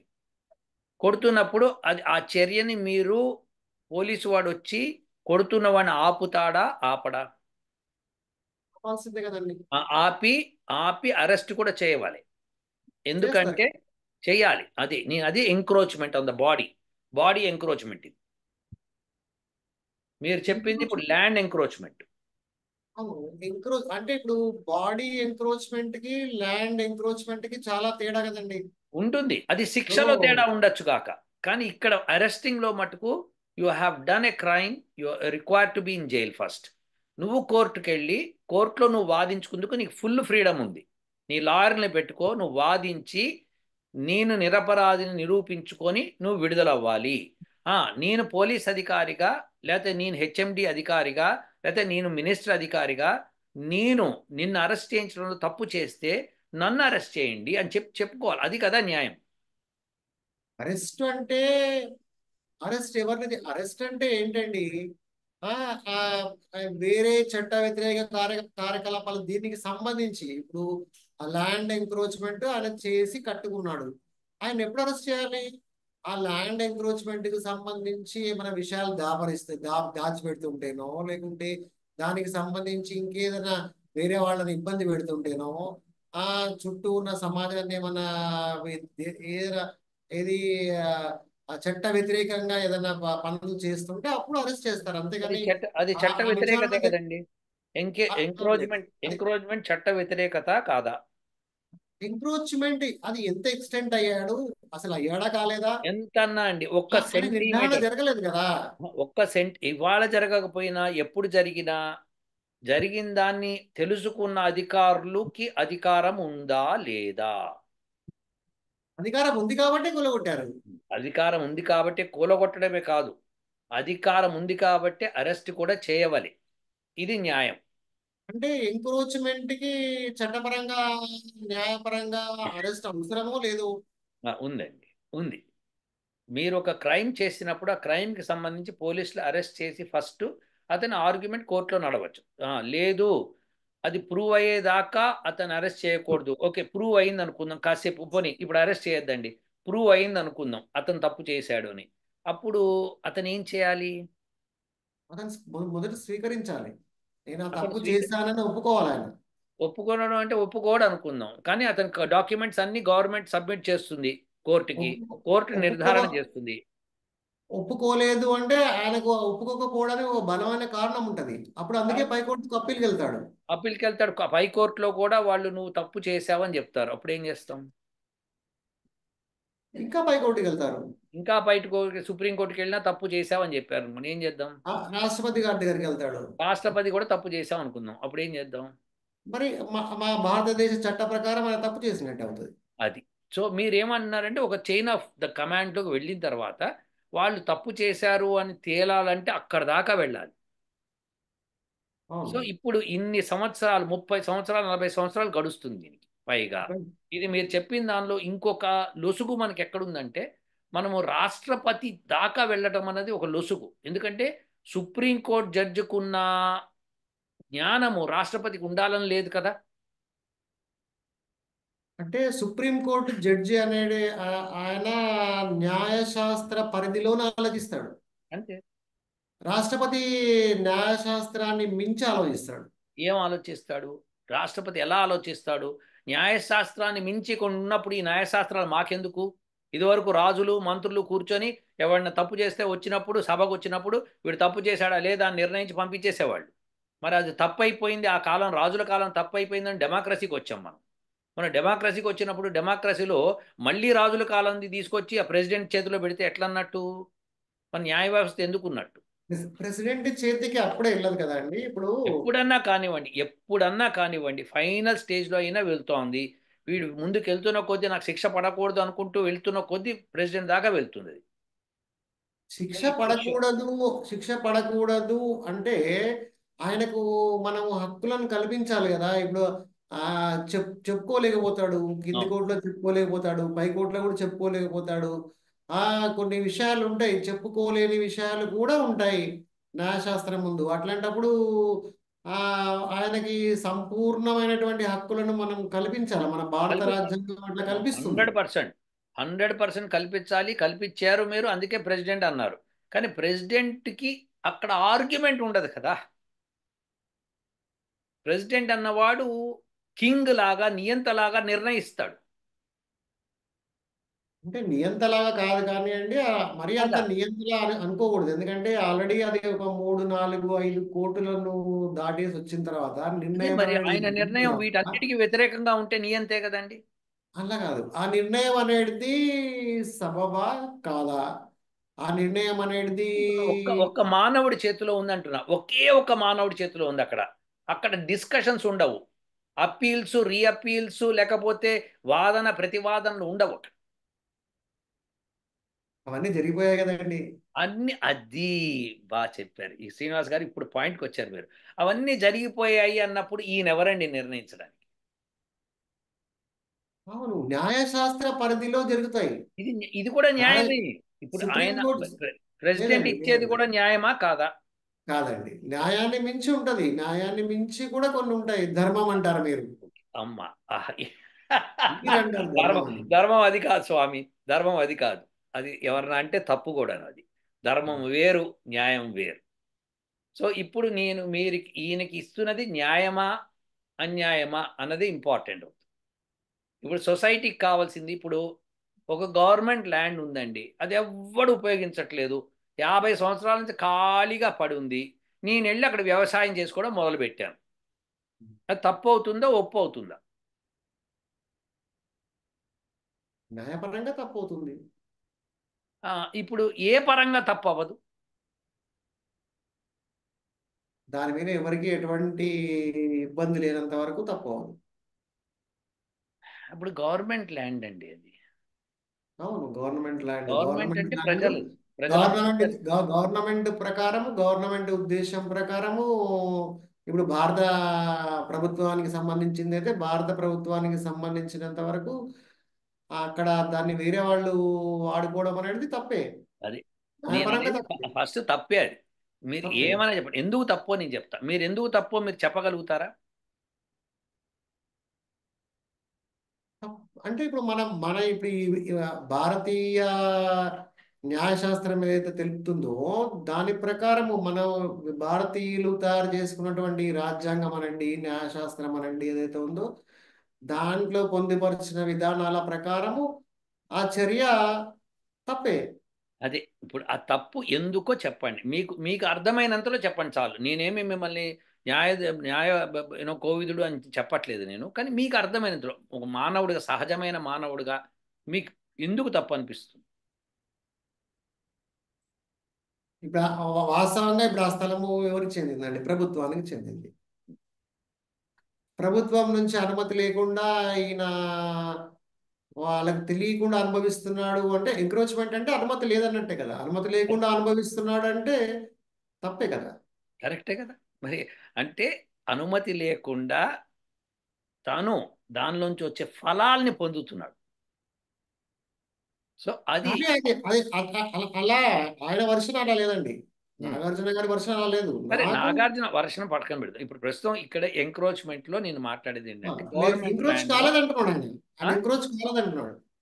ఆయన కాలేదంటున్నాడు. ఇప్పుడు ఈ వ్యక్తి కూడా కాలేదనే అంటాడు గవర్నమెంట్ ల్యాండ్. ఇది వ్యక్తి కాదు. మా పూర్వీకులు ఇచ్చారు. నా దగ్గర పత్రాలు లేవు. మా తాతగారు ఇచ్చారు. మా తండ్రికి ఇచ్చారు. మా తండ్రి కూడా వ్యవసాయం చేసుకొని నేను వ్యవసాయం 50 సంవత్సరాల నుంచి వ్యవసాయం చేస్తున్నాం మేము. అంటే మావే కదా అవి. ఉమ్. 50 సంవత్సరాల నుంచి గవర్నమెంట్ ఎందుకు పట్టించుకోలేదు? మీరు అది అయ్యి ఉంటే కనుక మొదలే చెప్పుంటే మా తాతనే పత్రాలు తీసి ఇచ్చేవాడు. మా తాత పత్రాలు ఇవ్వలేదు. మా తండ్రికి ఎక్కడ ఇచ్చాడో తెలియదు. సడన్‌గా ఆయన చనిపోయాడు. ఆ పత్రాలు ఎక్కడ పెట్టాడో తెలియట్లేదు. మేము వెతుకుతున్నాము. కానీ అప్పటి నుంచి మేము 50 సంవత్సరాల నుంచి వ్యవసాయం చేసుకున్నాం. కానీ చుట్టుపక్కల వాళ్ళందరిని అడగండి అంటే వాళ్ళందరూ కూడా చెప్తారు సాక్ష్యం. సో, ఇప్పుడు అప్పుడు నాగార్జున గారు నేరం చేసినట్టు కాదు కదా. ఏమండి? అప్పుడు నాగార్జున గారు నేరం చేసినట్టు కాదు కదా. అదే నేననేది ఏంటంటే ఆయన నేరం చేశాడా లేదో నాకు తెలీదు. నేననేది ఏంటంటే న్యాయ పరిధి లెవెల్‌లో కానీ, అన్యాయ పరిధి లెవెల్‌లో కానీ ఏ విషయంలో అన్నా విచక్షణ అన్నది ఒకటుంటుంది. ఆ విచక్షణ మనం ఉపయోగించి తీరాలి. సో, ఆ విచక్షణ ప్రతి దేశంలోనూ, ప్రతి ప్రాంతంలోనూ, ప్రతి విషయంలోనూ వేరు అయిపోతే ఇక మానవులందరికీ ఒక నియమం ఉండదు. మా ఊర్లో మేము ఇట్లా చెయ్యము అని నేను దాటేస్తే కుదరదు కదండీ! కుదరదు కదా! సో, ఇప్పుడు న్యాయం మనుషులు ప్రతి మానవుడికి ఒకటి ఉన్నప్పుడే మానవత్వం అంటాం అది. మా దేశంలో ఇది మానవత్వం కాదు అంటారు. అప్పుడు ఏం చేస్తాం మనం? ఇప్పుడు ఇక్కడ ఇప్పుడు మన దేశంలో మీరు ఫ్రెండ్‌తో ఎప్పుడన్నా చాయ్ తాగడానికి ఏదైనా హోటల్‌కెళ్లారనుకోండి. చాయ్ తాగారు, బిస్కెట్‌లు తిన్నారు. తర్వాత బిల్లు మీరు గాని, అతను గాని కడతారు గానీ, మీ బిల్లు మీరు కట్టుకోవడం, ఆయన బిల్లు ఆయన కట్టుకోవడం ఎప్పుడైనా జరిగిందా? సహజంగా జరగదు. జరగదు. కానీ ఇక్కడ జరుగుతుంది.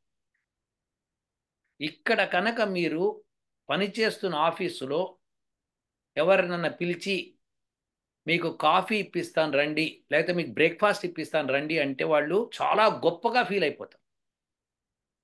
ఉమ్. ఎందుచేత అంటే వాళ్ళకి ధనము అన్నది దాని ముఖ్యత అన్నది చాలా ఇంపార్టెంటు. అలా నేను వ్యర్థపరచలేను. ఎందుకంటే నా ధనము చాలా కష్టపడి నేను సంపాదించుకుంటున్నాను అని అనుకుంటారు వాళ్ళు. వేరేజ్ మనం ఏమనుకుంటాం మిత్రత్వం ఉంటుంది మనకి. నా మిత్రుడు. నా మిత్రుడికి నేను సంపాదించిన దానిలో ఇవ్వడం నాకు అస్సలు బాధ లేదు. సంతోషమే ఉంటుంది అని ఒక రకంగా. ఇంకా కొంతమంది పెళ్ళిళ్ళు అవి ఘనంగా చేసి మేము గొప్పవాళ్ళం అని చెప్పుకోవాలన్న ఫీలింగ్ ఉంటుంది. ఇవన్నీ ఈ విచక్షణలన్నీ డిఫరెంట్‌గా ఉంటాయండి. ఇది నా సొంత విషయము. ఇది మీకు అవసరం నా డబ్బులు నేను ఖర్చు పెట్టుకుంటున్నాను అన్నది వాళ్ళకుంటుంది. సో, దానికి అందరం ఒప్పుకుంటాం. నీ ధనం నీ ఇష్టం. మేమేం అనలేం దాన్ని. కానీ బాబు వేస్ట్ చేయకు రేపు పొద్దున పనికి రాకుండా పోతుంది. నీకు అవసరం అవుతుంది అని చెప్పడం మనం విచక్షణతో చెప్తాం మనం. సో, ఈ విచక్షణ ప్రతి మానవుడికి డిఫరెంట్ ఎందుకుంది అంటే మనం అన్నట్టుగా ఇందాక మనం ఇద్దరం కూడా అగ్రీ అయింది ఏంటంటే విఘ్నుల్ని చూసి మనం నేర్చుకుంటాము. అప్పుడు అది మంచి చెడు అని మనం ఆలోచిస్తాము. ఈ మంచి చెడు చెప్పే విఘ్నులు కావాలి మనకి. ఆ విఘ్నుల్లోనే మీ కృష్ణ పరమాత్మ ఒకడు. ఆయన ధర్మం పాటించాడా లేదో చూద్దాం ఒకసారి. ఆయన భారతంలో ఆయన ఎంత ధర్మం పాటించుకుంటూ వెళ్ళాడు అన్నది మీరు చూస్తే మీకు అర్థమవుతుంది. సో, అది బాగా చదివి ఆయన ధర్మాత్ముడు అనుకున్నప్పుడు ఆహా! ఏమి విఘ్నతరా బాబు అనుకుంటాం. అలానే శ్రీరామచంద్రుడిని చూసినప్పుడు ఆయన యొక్క కథను మనం విన్నప్పుడు ఏ విధంగా వింటున్నా ప్రాపర్‌గా మనం అనలైజ్ చేస్తే ఇది తప్పు, ఇది ఒప్పు, ఈయన ఏం చేశాడని అనుకున్నప్పుడు ఇది మానవ మాతృకి సాధ్యమైంది కాదు అని అనుకుంటాం. సో, అనుకున్నప్పుడు మనం ఏం చేస్తామంటే మన విచక్షణ ఉపయోగిస్తాం. ఉపయోగించి ఇలాంటి వాళ్ళ ధర్మ మార్గంలో మనం వెళ్ళాలి అని అనుకుంటాం. అనుకున్నప్పుడు ఆ ధర్మ మార్గంలో వెళ్ళడానికి రాముడి చరిత్రను చదువుతాం. చదివి రాముడు ఇది చేశాడు, ఈ సమయంలో ఇది చేశాడు, తండ్రి మాటకి ఇలా చెప్పాడు, తల్లి మాటకి ఇలా చెప్పాడు, భార్య మాటకి ఇలా చెప్పాడు, తమ్ముడి మాటకి ఇలా చెప్పాడు, స్నేహితుడి మాటకి ఇలా చెప్పాడు, శత్రువు మాటకి ఇలా చెప్పాడు. ఇవన్నీ మనం ఒక్కొక్క మాటలు చేసినప్పుడు మనకి కరెక్టా కాదా అని అనిపించినప్పుడు మనం దాన్ని అలానే ఫాలో అవుతాం చూడండి. అది మన యొక్క మానవత్వం, మన యొక్క దైవత్వం అవుతుంది. సో అది మనము వాళ్ళ నుంచే నేర్చుకుంటాం. ఇంకెవరి నుంచి నేర్చుకుంటాం చెప్పండి? సో వాళ్ళిద్దరు కాదు, ఇంకెవరన్నా ఉంటే కనుక వాళ్ళ నుంచి నేర్చుకుంటాం. కొంతమంది వివేకానంద అనుకుంటారు, కొంతమంది ఇంకో ఆనంద అనుకుంటారు, ఇంకోళ్ళు అనుకుంటారు, కొంతమంది మాకు మావో మావో ఆయనే ఇష్టం అంటారు, ఆయన నుంచి నేర్చుకుంటాం అంటారు. కానీ వాళ్ళు పాటించట్లేదు. వీళ్ళందరూ రాముడు గొప్ప అంటారు, కృష్ణుడు అంటారు, కానీ రాముడిలాగా ఒక్కడు ఉండడానికి ప్రయత్నం చేయి. రాముడిలాగా ఉంటేనే కదండి రాముని భక్తితో అంటే అది మానవ నైజం, అది మానవ అది నైజం. ఇదంతా మళ్ళీ మనసు కారణం అవుతుంది చూడండి. దీని అవును. అన్నిటికీ మనసే. బాటమ్ లైన్ ఇస్ మనసు. ఈ మనసు ఔన్నత్యాన్ని పొందటమే దైవత్వం అని మీరు ఒప్పుకున్నారు, నేను ఒప్పు. ఈ మనసు యొక్క లెవెల్ పెరగాలి. అది పెరగడానికి ఏం చేయాలి? ఓకే, నాకు ఒకటి ఉంది, నాకు ఒక వీక్నెస్ ఉంది. లెటెస్ట్ సే నేను డయాబెటిక్ అనుకున్నాం. నాకు స్వీట్లు తినే అలవాటు బాగా ఉంటుంది. డాక్టర్లు వారిస్తారు, లేదురా బాబు నువ్వు అలా తింటే కనుక నీకు దెబ్బతింటుంది, ఏదైనా పార్ట్ దెబ్బతింటుంది, నువ్వు ఎక్కువ కాలం బతకవు అని చెప్తారు. అప్పుడు ఆ డాక్టర్ని నేను ఎందుకు నమ్ముతున్నాను? ఆయనకి ఆ డిగ్రీ తీసుకున్నాడు, దాని మీద ఎక్స్పెరిమెంట్స్ చేశాడు, అలాంటి పేషెంట్స్ని చూశాడు, ఆయనకి తెలుసు ఈ మందు ఎలా పనిచేస్తుందో ఎలా పనిచేయదో అన్న జ్ఞానం నాకు మినిమం ఉంటుంది. సో ఆ మినిమం జ్ఞానం నా తల్లిదండ్రుల నుంచి వస్తుంది, లేకపోతే నా సొసైటీ నుంచి, నా టీచర్ల నుంచి వస్తుంది. బాబు నీకు ఒంట్లో బాగాలేదా, డాక్టర్కి చూపించుకున్నావా అని అడుగుతాం. సో అలాంటి, ఎందుకంటే డాక్టర్ అన్నవాడు విఘ్నత కలిగిన వాడు, ఆ విషయంలో ఆయనకు తెలిసిన వాడు కాబట్టి ఆయన మనకి చెప్తాడు, మనం వింటాం. సో ఇది ఇలానే రాముడు, కృష్ణుడు వీళ్ళు కూడా డాక్టర్లే ఈ ధర్మానికి సంబంధించి. వాళ్ళు చెప్పింది మనం వినాలి, కానీ మనం అది వినం. సో డాక్టర్ దగ్గరికి వెళ్తాను, సార్ నాకు ఇట్లా ఒంట్లో బాగాలేదు, ఏమైనా మందు ఇవ్వండి అంట, మందు ఇస్తాడు. ఆ మందు తీసుకెళ్ళి చెత్త డబ్బాలో వేసేసి నేను కూర్చున్నా అనుకోండి, నేను ఏం, నా శరీరానికి నేను న్యాయం చేసినట్ట అన్యాయం చేసినట్ట మనం అర్థం చేసుకో. అలానే మన మనసుకు కూడా ధర్మము అన్నది రాముడు, కృష్ణుడు అందించాడు. ఇది వాళ్ళ కథల్ని వీళ్ళు కొంత స్మియర్ చేసేశారు మధ్యలో. కృష్ణుడికి 16,000 మంది గోపికలు, 1,50,000 మంది గోపికలు, ఆయన ఇష్ట చేశాడు, ఇచ్చేసాడు, అవన్నీ చేసేవాడు ధర్మం పాటించలేడండి. ఇది రూల్ నెంబర్ 1. ఒకటి, ఆయన దైవాంశ స్వరూపుడు ఇలా వచ్చి పుట్టేశాడు అనడానికి తప్పండి. ఆయన మానవుడండి. We have to agree that. ఆయన గొప్పతనం ఏంటంటే మానవుడిగా ఉంటూ ఇవన్నీ నిలిపాడు. అది మనం ఆయన గొప్పతనం. ఒక పేదవాడు తనకున్న అన్నాన్ని సగం అన్నం ఇంకొకటికి దానం చేయడంలోనో, ఒక అమీర్ ఆద్మీ తనకున్న అన్నంలో సగం అన్నం దానం చేయడం తేడా లేదండి. సో భగవంతుడు ఇక్కడికి అవతారం తీసుకొని ఇవన్నీ చేశాడు. ఇవన్నీ ఎవరి కల్పితాలు వాళ్ళకు ఉంటాయి, కానీ ధర్మం అన్నది మటుకు వాళ్ళు పాటించారు. అది మనం పాటించమని మనకు చెప్పారు. కాబట్టి శ్రీకృష్ణ పరమాత్మ అయ్యాడు, లేకపోతే అయ్యేవాడు కాదాయన. అదే అంటే వాళ్ళు ఏమండి? వాళ్ళు మానవులు అయినప్పటికీ కూడా వాళ్ళు మానవత్వాన్ని మించి దైవత్వాన్ని ప్రదర్శించారు. That's that's it. అందుకే వాళ్ళు దైవమయ్యారు. అందుకే అయ్యారు తప్పితే వాళ్ళు సృష్టి చేసిన వాళ్ళు కాదు వాళ్ళు. అంటే ఇప్పుడు మీరు చెప్తున్న దైవం కూడా మానవుడే. మ్మ్. నేనేం దైవం గురించి చెప్పలేదు, నేను ఇంకా ఏం చెప్పలేదు దైవం గురించి. ఏం చెప్పేది దైవత్వం మానవత్వం గురించే డిఫరెన్స్ మాట్లాడాను నేను. ఓకే. సో ఈ దైవత్వం పరాకాష్ఠ ఎవరిలో ఉంటుందో అని అంటాం చూడండి. ఎవరిలో పరాకాష్ఠలో ఉంటుందో అతన్ని మనం దేవుడు అనాలి అని అన్నాం అనుకోండి, డెఫినేషన్ ఇచ్చామనుకోండి. ఇప్పుడు మనం వెతకడం మొదలు పెడతాం. మీరు ఒకటి చెప్పండి, ఆ, శ్రీనివాస్ గారు. ఒక వ్యక్తి ఒకరిని చంపాడండి, మన న్యాయశాస్త్రం ఏం చెప్తుంది? అతను ఉరి తీయాలనో లేకపోతే అతని పరిస్థితులను బట్టి అతన్ని యూనో జీవిత ఖైదీగా విధించాలనో ఏదో ఒకటి చెప్తుంది కదా. యా, అది విధిస్తారు వాళ్ళు. ఇద్దరిని చంపితే అదే శిక్ష. ముగ్గురిని చంపితే అదే శిక్ష. 100 మందిని చంపితే అదే శిక్ష. ఇంతకు మించి శిక్ష మనం ఇవ్వలేము. ఇది మన లిమిటేషను. కానీ నేరం మటుకు ఇంతకు మించి నేరాలు చేస్తున్నారు.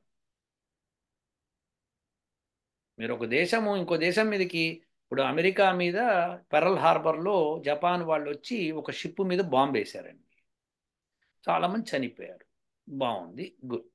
ఇక్కడ అది యుద్ధంలో జరుగుతున్న పరాకాష్ట. అయితే అప్పుడు అమెరికన్స్ ఏమన్నారంటే, జపాన్కి మాకు మధ్యలో గొడవలే లేవు, వాడెందుకు వచ్చి నన్ను చంపడానికి పోయాడు అని చెప్పి వాడు తీసుకెళ్ళి ఆటం బాంబు వాడిని ఎత్తి మీద వేశాడు. అంటే తమలపాకు తోడతో నువ్వు ఇట్లా అంటే తలుపు చెక్కతో నేను ఇట్లా అంటా అన్న చందనంగా తయారైంది. సో ఇప్పుడు దీనిలో మానవత్వం ఎక్కడ? గ్రేటర్ గుడ్ అంటారు అమెరికన్స్. వాడు ఒక 10 మందిని చంపాడు కానీ నేను కరెక్ట్గా 10 మందిని నేను చంపలేను. చంపినప్పుడు కొలాటరల్ డ్యామేజ్ చాలా ఉంటుంది, అది ఆ దేశం నిర్ణయించుకోవాలి, మేం కాదు అని అంటారు వీళ్ళు. సో అని వాళ్ళు సర్దిపించుకుంటున్నారు. కానీ ఇప్పటికీ అమెరికన్స్కి తెగని మూడేంటంటే, ఎందుకురా ఆటం బాంబు వేసాము అని. ఇప్పటికీ అమెరికన్స్లో ఆ బాధ. మీరు 100 మంది అమెరికన్స్ కల్పించండి, 90 మంది తప్పనే అంటారు.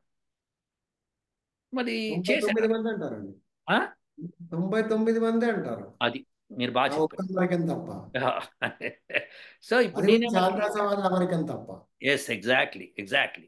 సో ఇప్పుడు నేనేమంటున్నా అంటే, ఇది ఇలా అంటే ఇప్పుడు మానవత్వం నశించిపోతోంది. వీళ్ళు దురాగతాలు పాల్పడుతున్నారు ఎందుకంటే వాళ్ళకి శిక్ష పడదు అన్న నమ్మకంతో. సో ఈ చంపేవాడు ఒక్కడిని చంపినా నాకు అదే నేరము, ఇద్దరిని చంపినా ఇంకో నేరం.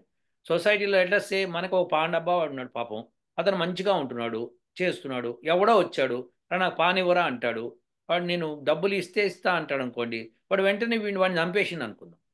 చంపేయగానే ఎవడైతే చంపాడో వాడిని చూసి సొసైటీ అంతా భయపడుతూ ఉంటుంది. వాడు వాడు పోలీసులు వచ్చి పట్టుకున్నా బెయిల్ మీద బయటకు వచ్చి వాడు తిరుగుతున్నాడు అనుకోండి, భయపడతారు. సో వాడు ఇంకో రెండో హత్య చేస్తాడేమో అని భయం ఉంటుంది, ఎందుకంటే హత్య నేరం కింద వాడికి అలవాటు అయిపోయాడు. సో ఇలా భయపడుతుంది సొసైటీ. వాడు ఆ భయాన్ని ఆసరా తీసుకొని రెండో హత్య చేస్తాడు, మూడో హత్య చేస్తాడు, ఇక వాడికి అది ఒక మైండ్ సెట్ అయిపోతుంది. సో ఇప్పుడు దీనికి నేనేమంటున్నా అంటే, this is where we're going. వాడికి ఆ విచక్షణ నేర్పించలేకపోతున్నాము. ఆ విచక్షణ నేర్పించేదే రామాయణ మహాభారతాలు. అవి మనకి మనకి ఇతిహాసాలు. అవి ధర్మము అనేది ఎక్కడి నుంచి వస్తుంది? ఈ విచక్షణ రావాలి అంటే దాని విజ్ఞులు రాసిన గ్రంథాలు కావాలి. దాన్ని మనం అందరం చర్చించుకోవాలి. ఇది కరెక్టా తప్ప, ఇది కరెక్టా తప్ప అని చర్చించుకోవాలి. అలాంటి విఘ్నత కలిగిన గ్రంథం ఏదన్నా ఉందా అన్నది ఇంపార్టెంట్. ఎందుకంటే ప్రతి దానికి విఘ్నులే మనకి నిదర్శనం. ఎందుకంటే నేను నిర్ణయించకూడదు, జడ్జే నిర్ణయించాలన్నప్పుడు జడ్జి విఘ్నుడు. ఆయన రాసిన పుస్తకాన్ని తీయాలి, ఆయన చెప్పి న్యాయం చెప్పాలి.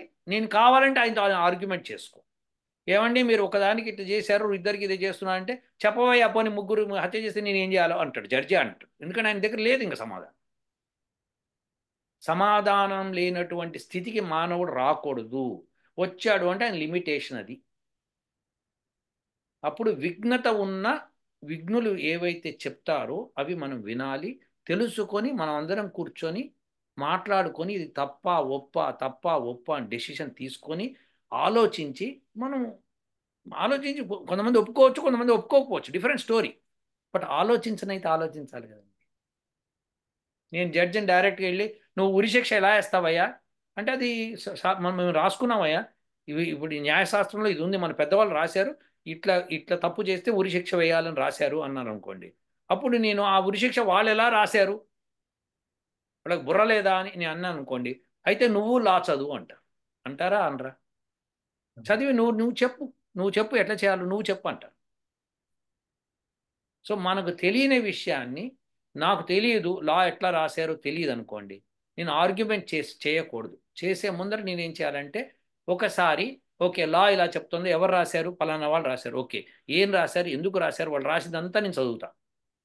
చదివి అందులో తప్పు అనిపిస్తే నేను కోర్టుకు వెళ్ళి బాబు మీరు ఇలా తప్పులు రాసుకున్నారు, అనవసరంగా మానవులను చంపేస్తున్నారు మీరు, ఇది తప్పు అని నేను ఆర్గ్యుమెంట్ చేసి దాన్ని ఒక కేసు కింద పెట్టి ఫైల్ చేసి, ఆ ఫ్రీడమ్ నాకు మన కాన్స్టిట్యూషన్ ఇచ్చిందంట.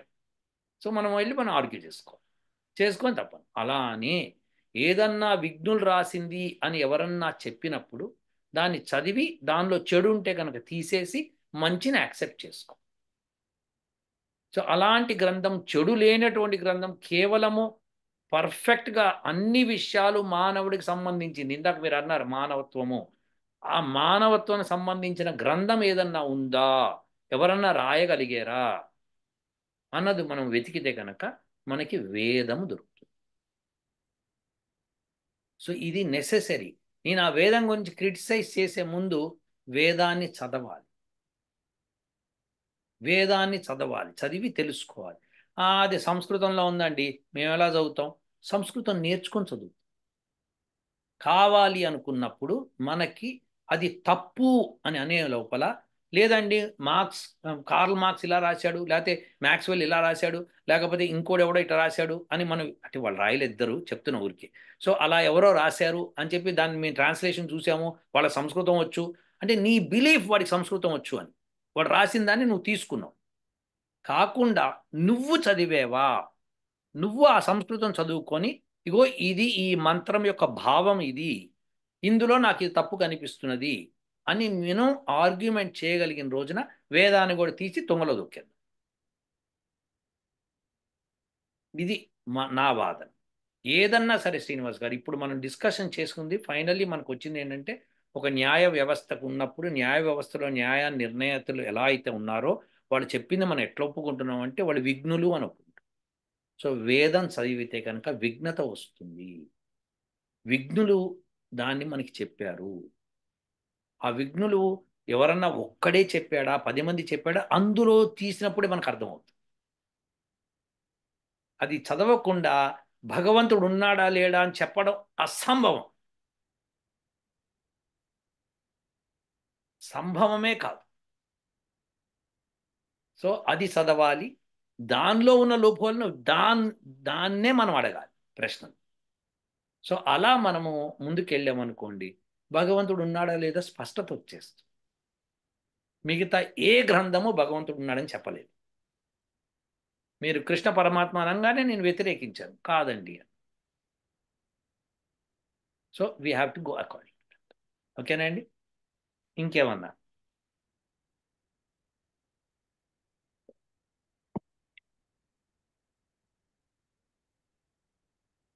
అంటే ఇప్పుడు మీ ఎక్స్పీరియన్స్ ప్రకారము మీ జీవిత కాలం లోపల మీరు చదివిన గ్రంథాలలో, మీరు చదివిన వాటిలలో అత్యుత్తమమైనవి వేదాలు అంటారు.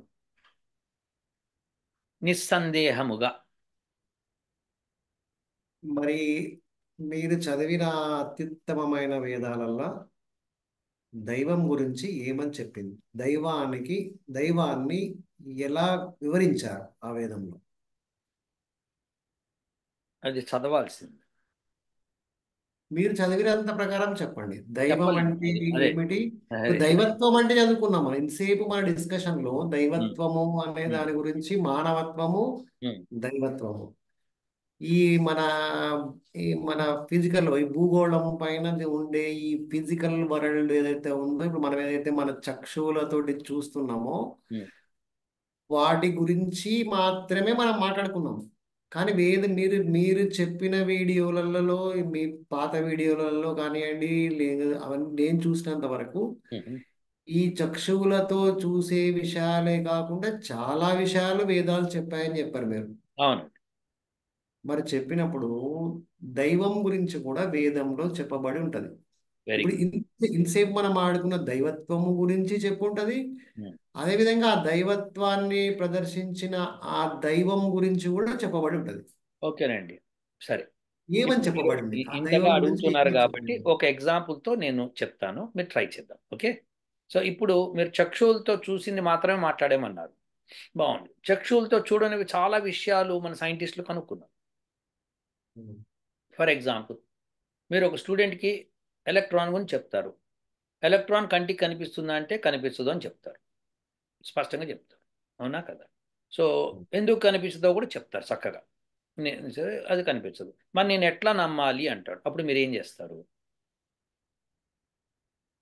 అదే కదా, ఇప్పుడు అదే ఆ వివరణ అడగదామని నేను అటువంటి సిచ్యువేషన్ ఫేస్ చేశాను కాబట్టి వాటిని ఎలా చెప్పాలి, నేను ఎలా దైవం నుంచి చేయాలి అనేది నేను చెప్పడానికి రిజల్ట్. నేను మిమ్మల్ని అడుగుతున్నది ఏంటంటే ఎలక్ట్రాన్ ఉన్నది. మీరు భౌతిక శాస్త్ర యూనో టీచర్ కాబట్టి మీరు ఖచ్చితంగా మీరు చెప్పగలగాలి. ఎలక్ట్రాన్ ఉన్నది అని స్టూడెంట్కి ఎలా చెప్తారు? ఎలక్ట్రాన్ ఉన్నది అనే విషయం పైన ఇప్పుడు రకరకాల ఎలిమెంట్స్ గురించి చెప్తాము, రకరకాల ఆటమ్స్ గురించి చెప్తాము, వాటిపైన జరిగిన ఆ ఆటమ్స్ పైన జరిగినటువంటి ప్రయోగాల గురించి చెప్తాము, ఆ వెరీ గుడ్. ప్రయోగాలకు వచ్చిన నిర్ధారణల గురించి చెప్తాము. ఆ నిర్ధారణల ఒక నిర్ధారణ ఎలక్ట్రాన్ ఏ ఎలక్ట్రాన్ ఉంది, ఎలక్ట్రాన్ ఎగ్జిస్టెన్స్ తెలిపే ఒక ప్రయోగం గురించి వివరిస్తాం వాడికి. వివరించటమే కాకుండా ఎలక్ట్రాన్ యొక్క క్యారెక్టరిస్టిక్స్ చెప్తారు. చెప్తాం. ఎలక్ట్రాన్ యొక్క క్యారెక్టరిస్టిక్స్ చెప్పి ఇలా ఉన్నప్పుడు ఏదైతే ఇలా ఉంటుందో దాన్ని ఎలక్ట్రాన్ అంటారు అని చెప్తారు. సో ఇప్పుడు అలానే అడవిలో పులి ఎలా ఉంటుంది అని పిల్లవాడు అడిగాడు. వాడు చూడలేదు ఇప్పటిదాకా, ఒక పిక్చర్ కూడా చూడలేదు. ఎలా ఉంటుంది అడిగినప్పుడు మనం చెప్తాం పిల్లి లాగానే ఉంటుందిరా, కాకపోతే చాలా పెద్ద సైజులో ఉంటుంది. 6 అడుగులు పొడుగు, ఇక 4 అడుగులు 5 అడుగులు ఎత్తు, ఇలా ఉండి దాని కూరలు ఎట్లుంటాయి ఇట్లుంటాయి అని మన రకరకాలుగా మనం చూసిన దాన్ని అతనికి చెప్తాం. చెప్పినప్పుడు ఆ స్టూడెంట్ ఊహించుకుంటాడు, పిల్లిని చూసి ఊహించుకుంటాడు, పిల్లిని చూసి. అలానే ఏదన్నా జంతువు గురించి చెప్పాలి. హనీ బ్యాడ్జర్ అని అమెరికాలో ఒక జంతువు ఉంది. దాని గురించి చెప్పాలి. ఎలా చెప్తాను నేను? అరే ఎలా చెప్పాలి అని ఆలోచించి దానికి దగ్గరగా ఉన్న దాంతో పోల్చి చెప్తాం. ఉపమాలంకారము అంటారు. సో ఇలా పోల్చి చెప్పడాన్ని ఉపమాలంకారం అంటారు. దగ్గర దాంతో పోల్చి చెప్తాం. అంతేకాని మనం కరెక్ట్గా దాన్ని ఇది అని నిర్ధారించలేం. కాకపోతే స్టూడెంట్కి అర్థమయ్యేటట్టుగా అలా ఇలా ఉంటుందిరా, ఒక ఒక ఒక పెద్ద సైజు ఉడతలాగా ఉంటుంది, చాలా పెద్దగా ఇంత ఉంటుంది, దాని నోరు ఇట్లుంటుంది, అది ఇదే చేస్తుంది, దాని గోళ్ళు ఇలా ఉంటాయి, దానికి 5 వేళ్ళు ఉంటాయి, దానికి దీనికి ఉంటాయి అని అన్ని క్యారెక్టరిస్టిక్స్ చెప్తాం మనం. అవును. అలానే మనము ఆస్ట్రిచ్ గురించి చెప్పాలి, మన దేశంలో లేవు, వేరే దేశాల్లో ఉన్నాయి, మనం చెప్పేది విధంగా చెప్తాం. సో అలా ఏనుగు గురించి చెప్పాలి, అమెరికా ఇండియన్ ఏనుగు గురించి ఆఫ్రికా ఏనుగు గురించి తేడాలు చెప్తాము. ఇలా ఉంటుందని ఏనుగు చూపించిన తర్వాత ఓహో ఆఫ్రికా ఏనుగుకి ఇలా ఉంటుంది అని అనుకుంటాము. ఇలా మనం ఉపమా అలంకారాలతో చెప్పుకుంటూ మనము స్టూడెంట్స్కి మనము నేర్పిస్తూ ఉంటాం. సో మనకి బొమ్మలన్నీ ఉన్నాయి కాబట్టి ఎల్కేజీ నుంచి చెప్పేటప్పుడు బొమ్మలు చూపిస్తాం. అమ్మ, ఆవు, ఇల్లు ఇలా చెప్పుకుంటూ పోతాం. అలా ఉపమా అలంకారంతో చెప్తాం మనం. ఒక ఇల్లు చూపిస్తాం, ఇది ఇల్లు అంటారంటాం. రేపు పొద్దున స్టూడెంట్ బయటికి వెళ్ళినప్పుడు అయితే ఇవన్నీ ఇల్లు కావా అంటాడు. ఎందుకురా అట్లా అడుగుతున్నావు అంటే ఇక్కడ బొమ్మలో చూపించింది అట్లా లేదు కదా అంటాడు. అంటే అప్పుడు లేదురా అలానే ఉంటాయి అని మళ్ళీ అప్పుడు గొప్పగా క్యారెక్టర్స్ చెప్తాం. ఇల్లు అంటే ఏం లేదురా, మనము చలి నుంచి, ఎండ నుంచి, వర్షాన్ని నుంచి కాపాడుకుంటూ అన్ని ఫెసిలిటీస్ ఉండి దొంగలు రాకుండా కాపాడుకుంటూ మనకు ఒక బెడ్రూము, ఒక టాయిలెట్ ఇలాంటివన్నీ ఉంటాయిరా, ఇలా ఉంటే మనం ఫెసిలిటేటింగ్గా ఉంటాము అని మళ్ళీ మనం కొంత చెప్తాం. అప్పుడు ఏదైనా ఇంట్లో బెడ్రూమ్ లేదనుకోండి, అయితే ఇది ఇల్లు కాదా అంటాడు. అంటే వ్యవస్థ చెప్తున్నాను నేను. సో అలా స్టూడెంట్ మైండ్లో ఉన్నది కంపేర్ చేసుకుంటూ ఉంటాడు. సో ఉపమా అలంకారం ఇందులో చాలా శ్రేష్టమైంది. సో దాంతో మనం భగవంతుడి గురించి మీరు అడిగారు కాబట్టి అగ్నిమీలే పురోహితం యజ్ఞస్య దేవమృత్విజం హోతారం రత్నధాతామం, ఇది మంత్రం. ఫస్ట్ మంత్రం ఋగ్వేదంది. అగ్నిం ఈలే, అగ్నిని నేను ప్రస్తుతిస్తాను అని ఆ మంత్రం చెప్తుంది. నేను ఇప్పుడు ప్రస్తుతిస్తాను అన్నప్పుడు ఇక్కడ నేను అన్న మాట రాలేదు, అహం అన్న మాట రాలేదు అందులో. అగ్నిం ఈలే పురోహితం అని వచ్చింది. సో దీనిలో అహం ఎక్కడుందండి? నేను ప్రస్తుతిస్తాను మీరు ఎలా చెప్తున్నారు? మీరు తప్పు చెప్తున్నారు మంత్రానికి అని అంటారు మీరు. ఇక్కడ అహం అని రాలి, అహం అంటే నేను అని అర్థం. నేను ప్రస్తుతిస్తున్నాను, స్తుతిస్తున్నాను, మెచ్చుకుంటున్నాను, ఇవన్నీ చెప్తున్నాను అనుకోండి. నేను ఇలా చెప్తున్నప్పుడు దాన్ని మీరు వ్యతిరేకించాలి. మీరు నేను అని లేదు ఇందులో. లేనప్పుడు అగ్నిని మీరు మీరు నేను ప్రస్తుతిస్తాను ఎందుకు చెప్తున్నారు అని మీరు అడిగినప్పుడు నేను చెప్తాను లేదండి, ఈళే, ఈడే అన్న పదము అది నేను చేస్తేనే ఆత్మనే పదము, ఉభయ పదము, ఆత్మనే పదము, పరస్మై పదము సంస్కృతంలో. అంటే ఆత్మనే పదం అంటే నేను చేసేవి, పరస్మై పదం ఇతరులు చేసేవి, ఉభయపది నేను ఇతరులు చేసేవి. సో ఇలా తెలుసుకోవాలి. సో అలా అప్పుడు మీనింగ్ అర్థమవుతుంది. సో ఇప్పుడు ఈ మంత్రం ఎందుకు చెప్పానంటే అగ్నిని ముందుంచువాడు, అగ్నిని స్తుతించువాడు, ఈ దేవం దైవత్వం ఉన్నవాడు, అలానే రత్నధాతామం, రత్న అంటే సుందరమైన గోళ ఖగోళ అన్నిటినీ ధరించి ఉన్నవాడు అని ఉపమా అలంకారం. సో అగ్నిని ముందుంచువాడు అన్నప్పుడు అగ్నిని ముందుంచాడు సృష్టిలో. అలాంటి వాడు ఎవడన్నా ఉంటే, అలానే ఈ రమణీయమైన భూమి, సూర్యుడు, నక్షత్రాలు అన్నిటినీ ధరించి ఉన్నవాడు ఎవడన్నా ఉంటే వాడు పరమాత్ముడు అని చెప్తున్నాం. సో ఇది ఉపమా అలంకారం.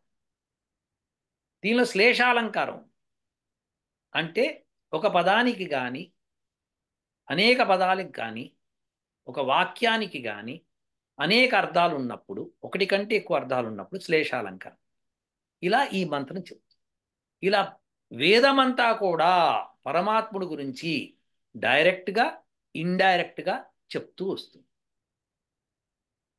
సో డైరెక్ట్గా చెప్పిన చోట ఒక రకంగా ఉంటుంది, ఇండైరెక్ట్గా చెప్పిన చోట ఇంకో రకంగా. సో ఇప్పుడు మీకు ఈ సృష్టిని ధరించువాడు అని చెప్పాము. ధరించటం ఏంటండి? సృష్టిని ఎవడు ధరిస్తాడండి? ఇంత పెద్ద సృష్టిని ధరించేవాడు ఎవడుంటాడండి అన్న ప్రశ్న వస్తుంది. సరే, ఇప్పుడు మనం మాట్లాడుకుందాం. ఒక కాపర్ వైర్ తీసుకుంటా నేను.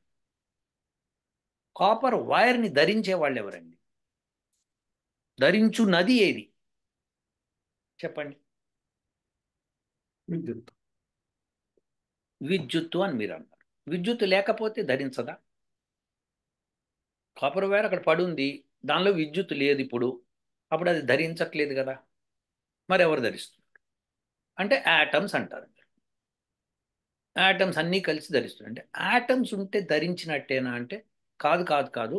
యాటమ్స్ ఒకదాంతో ఒకటి అట్రాక్షన్ అయ్యి బైండింగ్ అయి ఉన్నాయి, అందుకనే అది కాపర్ వైర్ లాగా.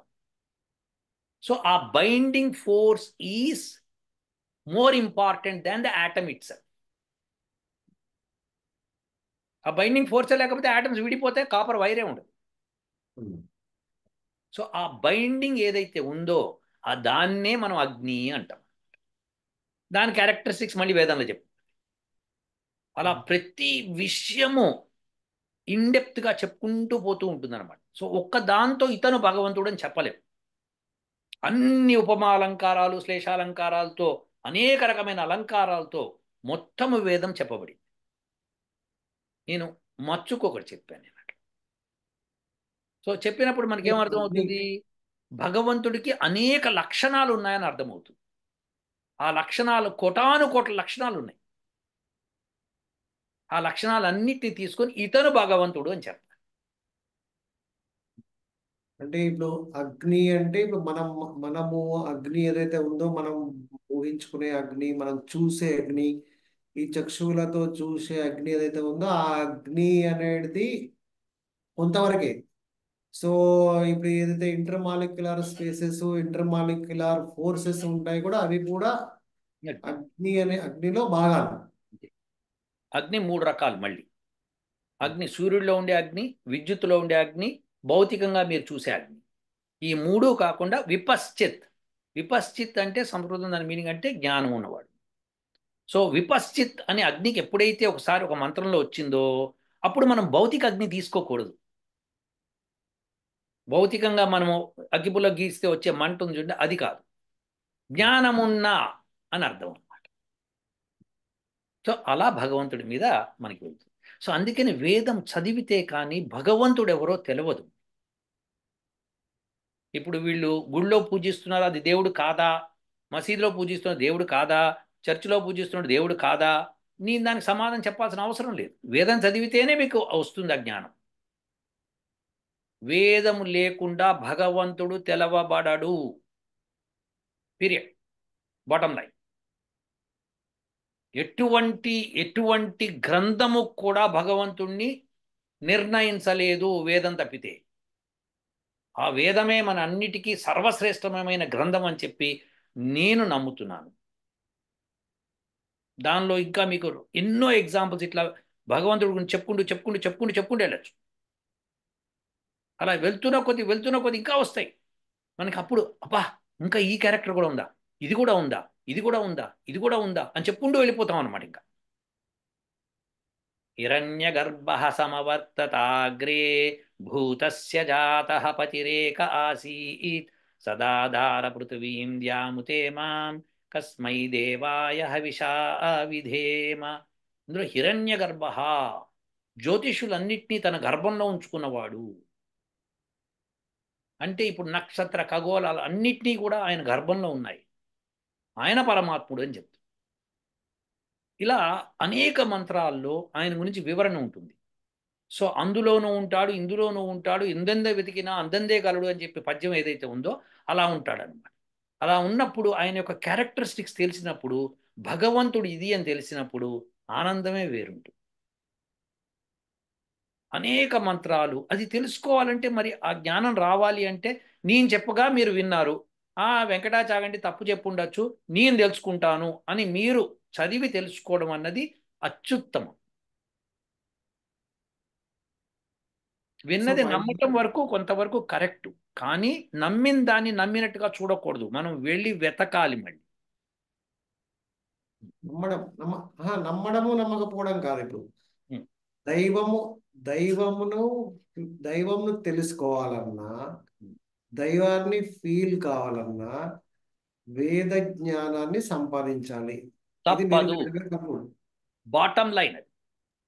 వేద జ్ఞానాన్ని సంపాదించకుండా, వేదాలను చదవకుండా, వేదాలను అవగాహన చేసుకోకుండా దైవ దర్శనం అనేది జరగదు. జరుగుతుంది. మంచి చర్చ చేశారు, మంచి ప్రశ్నలు కూడా అడిగారు మీరు. చాలా చాలా ఆనందంగా ఉంది నాకు ఈ రోజున. మంచి వ్యక్తి, మంచి టీచర్ గారు కూర్చొని పిల్లలకి చెప్పాలన్న జిజ్ఞాసతో తెలుసుకునే ప్రయత్నం చేయటము, అడగటము నాకు కూడా మంచిగా అనిపించింది. చాలా బాగుంది. సో బాగుంది, కానీ నేను సంతృప్తి చెందలేదు. ఎందుకంటే నేను మిమ్మల్ని అడగాలని ఒక 10 క్వశ్చన్లు ఓ, ప్రిపేర్ చేసుకున్నాను. అడగండి అయితే, మొదలు అయితే పెట్టండి. అయితే మొదలు పెట్టి ఎందుకు ఒకటి, శ్రీనివాస్ గారు నే- ఒకటి గుర్తుపెట్టుకోండి, I cannot say that you will be satisfied with my answers, but I can tell you that I'm going to give answers if I know. అంతే కదా, ఎవరైనా అడగండి అంతే అయితే, కదా. మేము ఇంకో ప్రశ్న అడగండి. ఇంకో ప్రశ్న మొదలు పెట్టండి. అంటే ఇవి కేవలము ఈ క్వశ్చన్స్ అయితే ఏవైతే ఉన్నాయో ఇవి కేవలము మీరు ఇందాక చెప్పిన ఆస్తిక నాస్తిక వాదానికి సంబంధించి మీరు ఆ డిస్కషన్ అనేది ఆ అలా షార్ట్ గా వెళ్ళిపోతే ఇవన్నీ మీకు మీ పైన సందిద్దామని తయారు చేసిన నాస్తికవాద అస్త్రాలు అనుకోండి. అదే, వాడండి తప్పకుండా. అయ్యో, అస్త్రాలు అస్త్రాలు తీసుకోవడం నాకు ఆనందం. మీరు మీరు మొదలు పెట్టండి, చెప్తా, మీరు మొదలు పెట్టండి. నా దగ్గర అయితే టైం ఉంది. అయితే నే- దీంట్లో నే- దీంట్లో దీంట్లో ఉమ్, ఫస్ట్ క్వశ్చన్ మాత్రం మీరు చాలా ఆ, ఈ, విపులంగా ఉమ్. విపులంగా ఏమంటారు, ఉప ఉపమానాలంకార పద్ధతి లోపల, తర్వాత ఇంకా రకరకాలుగా నేను తెలుగులో అంత తెలుగు లిటరేచర్లో అంత పర్ఫెక్ట్ కాదనుకోండి. సో రకరకాలుగా మీరు మొదటి ప్రశ్న మాత్రము ఇప్పటి వరకు మీరు నేను సంతృప్తికరంగా ముగించాం. చాలు, నాకు అంతవరకు సాటిస్ఫై అయిపోయింది. ఓకే, నేను మిమ్మల్ని అడగాలనుకున్న ప్రశ్నలు 10 వరుసగా చదవమంటారా? అయితే ఓ పని చేద్దాం, ఇలా అట్టి పెట్టి నెక్స్ట్ ఇంకో సెషన్ పెడదాం, అప్పుడు అడగండి. అలాగండి, ఎందుకంటే తప్పనిసరిగా. ఈ వీడియో లెందీ అయిపోతే చూపర్లకు కూడా పాపం వాళ్ళకి ఓపిక ఉండాలి కదా. ఏదో అవునవును. మనిద్దరం అంటే చాయ్ కాఫీలు తాగే శుభ్రంగా మాట్లాడుకుంటున్నాం, కానీ అవును, వాళ్ళకు కూడా అది ఉండాలి కదా. మీరు దీన్ని ఎడిట్ చేయండి. ఎందుకంటే నేను ఎడిట్ బాటం చేయనండి. లైన్ బాటం లైన్ అని చెప్పినంత వరకే ఈ అయిపోయింది. ఇంకా అది మొదటి క్వశ్చన్ అయిపోయింది. అది అది ఆ బాటం లైన్ అని మీరు చెప్పారు చూడండి. ఆ తర్వాత అంతా జరిగే మన మధ్యన సంభాషణ అంతా కూడా అది అడ్వకేసీ కాదు, మన మన పర్సనల్ అన్నమాట. ఎస్, కానీ మీరు దానికి పర్సనల్. అగ్రి, మీరు ఒక పని, ఇప్పుడు దాన్ని నేను తిరిగి తీసుకెళ్ళి అక్కడ పెట్టలేను. కాబట్టి మీరు ఇప్పుడు చెప్పిన సెంటెన్స్ ఏదైతే ఉందో బాటమ్ లైన్ దాకా ఆపేసేయను అని మళ్ళీ ఒకసారి చెప్తే, నేను ఇప్పుడు సమయం కూడా చెప్తాను, సో దట్ ఎక్కడ కట్ చేస్తాం కూడా తెలవాలి. ఇప్పుడు సమయము 10:26 అయింది నా దగ్గర. సో మీకు తెలియకుండానే మీకు ఎంత గడిచిపోయింది. అయింది? మీకు ఎంత అయింది? ఏడు ఆ యాభై ఆరు 7:56 అయింది. Very good. సో మీరు చెప్పండి, 7:56 దగ్గర నేను చెప్తాను, కొంత పోర్షన్ తీసేయమంటున్నాను చెప్పండి. ఎక్కడి నుంచి కట్ చేయాలో కూడా అది కూడా చెప్పండి. అదే ఇప్పుడు మా డిస్కషన్ మీరు అన్నారు కదా bottom line here um, it ends అని. ఉమ్, దాని తర్వాత ఒక నిమిషం పాటు నేను కూడా మాట్లాడాను. సో ఇలా అయిపోతుంది. ఏది దైవం అనేది కేవలము వేద పరిజ్ఞానం ఉన్న వాళ్ళకు మాత్రమే దైవ శోధన అనేది ప్రాప్తిస్తుంది. దైవం గురించి తెలుసుకోవాలంటే మాత్రం ఖచ్చితంగా వేద విజ్ఞానాన్ని సంపాదించాలి. ఎట్లాంటి వాళ్ళైనా సరే ఉమ్, వేద విజ్ఞానాన్ని సంపాదించాల్సిందే. వేద విజ్ఞానము లేని వాడికి దైవాన్ని అర్థం చేసుకోవడము, దైవాన్ని తెలుసుకోవడము అనేది అంత సులభం కాదు. కాబట్టి ఆ మార్గం అనేది మానుకోవడం బెటర్. కరెక్ట్, బాగా చెప్పారు. ధన్యవాదాలు. బ్రహ్మాండంగా చెప్పారు. కాబట్టి మనం, నేను మీరు చెప్పిన బాటమ్ లైన్ దగ్గర కట్ చేసి మిగతాది మనం మాట్లాడుకునే విషయాలు వేరు కాబట్టి అది అది అది తీసేస్తాను. అది కూడా పబ్లిష్ చేయండి. కానీ అది అది మనం అది నేను నేను ఏదైతే మనం మొదలు పెట్టామో ఉమ్, అడ్వకెసీ, ఉమ్, ఆస్తిక నాస్తిక ఉమ్, వాదాలకు ఉమ్, సంబంధించిన అడ్వకెసీ అనేదైతే మనం మొదలు పెట్టామో ఉమ్. దానికి సంబంధించింది కాదు అది. అవును, ఇది కానీ నేను పెట్టమంటే పెడతాను, తీసేయమంటే తీస్తాను. ఏది చెప్తున్నారు మీరు ఇప్పుడు? అక్కడ దాకా పెట్టండి. మళ్ళీ ఇది ఓకే, వేరే పెట్టండి. ఇప్పుడు మన ఓకే, మధ్యన జరిగే ఈ డిస్కషన్ అనేది వేరే. అది అది ఓకే. సో పెద్దగా ఇప్పుడు మనం ఇప్పుడు వివరిస్తూ ఈ డిస్కషన్ చేసుకున్నది పెట్టాలి, లేకపోతే నేను కావాలని కట్ చేశాను పెట్టాలి. అనుకుంటారు. కాబట్టి ఇది పెట్టాలి పెట్టాలి. పెట్టాలి పెట్టాలి ఎక్కడ దాకా పెట్టాలి? ఆ బాటమ్ లైన్. ఎందుకంటే అది నా మొదటి క్వశ్చన్ యొక్క ఆన్సర్. ఎస్, ఓకే, ఓకే, ఇంకా అలాంటి 9 ఉన్నాయి. ఓకే. అవి ఈ మనం 9 నెక్స్ట్ క్వశ్చన్స్ డిస్కషన్ కి చేద్దాము. మీరు ఎందుకంటే నాకున్న సమయంలో మీకు ఏ సమయాన్నైనా ఇవ్వగలుగుతాను. నేను ఇస్తాను. ఈ ఓకే, 10 ఈ 10 ఓకే. క్వశ్చన్లు ఆన్సర్ అయ్యే షూర్, వరకు షూర్. మీరు ఏ టైం మీకు కంఫర్టబుల్ చెప్పండి. ఆ టైంలో మీ ముందే ఎస్, కూర్చుంటాను. ప్రియారిటీ నాకు అది. తప్పకుండా, తప్పకుండా. మిగతా 9 ప్రశ్నలు నాకు తెలియవు, మీరు ఏం అడగబోతున్నారో నాకు తెలియవు. కాబట్టి అవన్నిటిని రెడీగా పెట్టుకోండి. ఇంకొక వారం లోపల మీకు స్కాన్ చేసి మెయిల్ పంపమంటే పంపుతాను.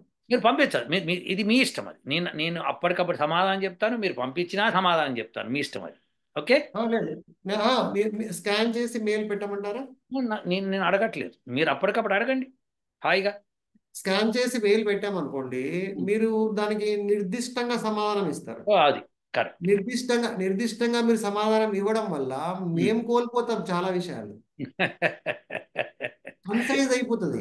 అది ఓకే. కన్సైజ్ అయిపోవడం వల్ల అవును. మీ మీ లోపల ఉన్న విషయాలు మేము తెలుసుకోవడానికి ఛాన్స్ ఉండదు కదా. అందుకని మీరు స్కాన్ చేయకండి, పెట్టకండి. సరే. ఓకేనా? సరే, ఉంటానండి మరి. ఓకే. నమస్కారం అయ్యా. ఓ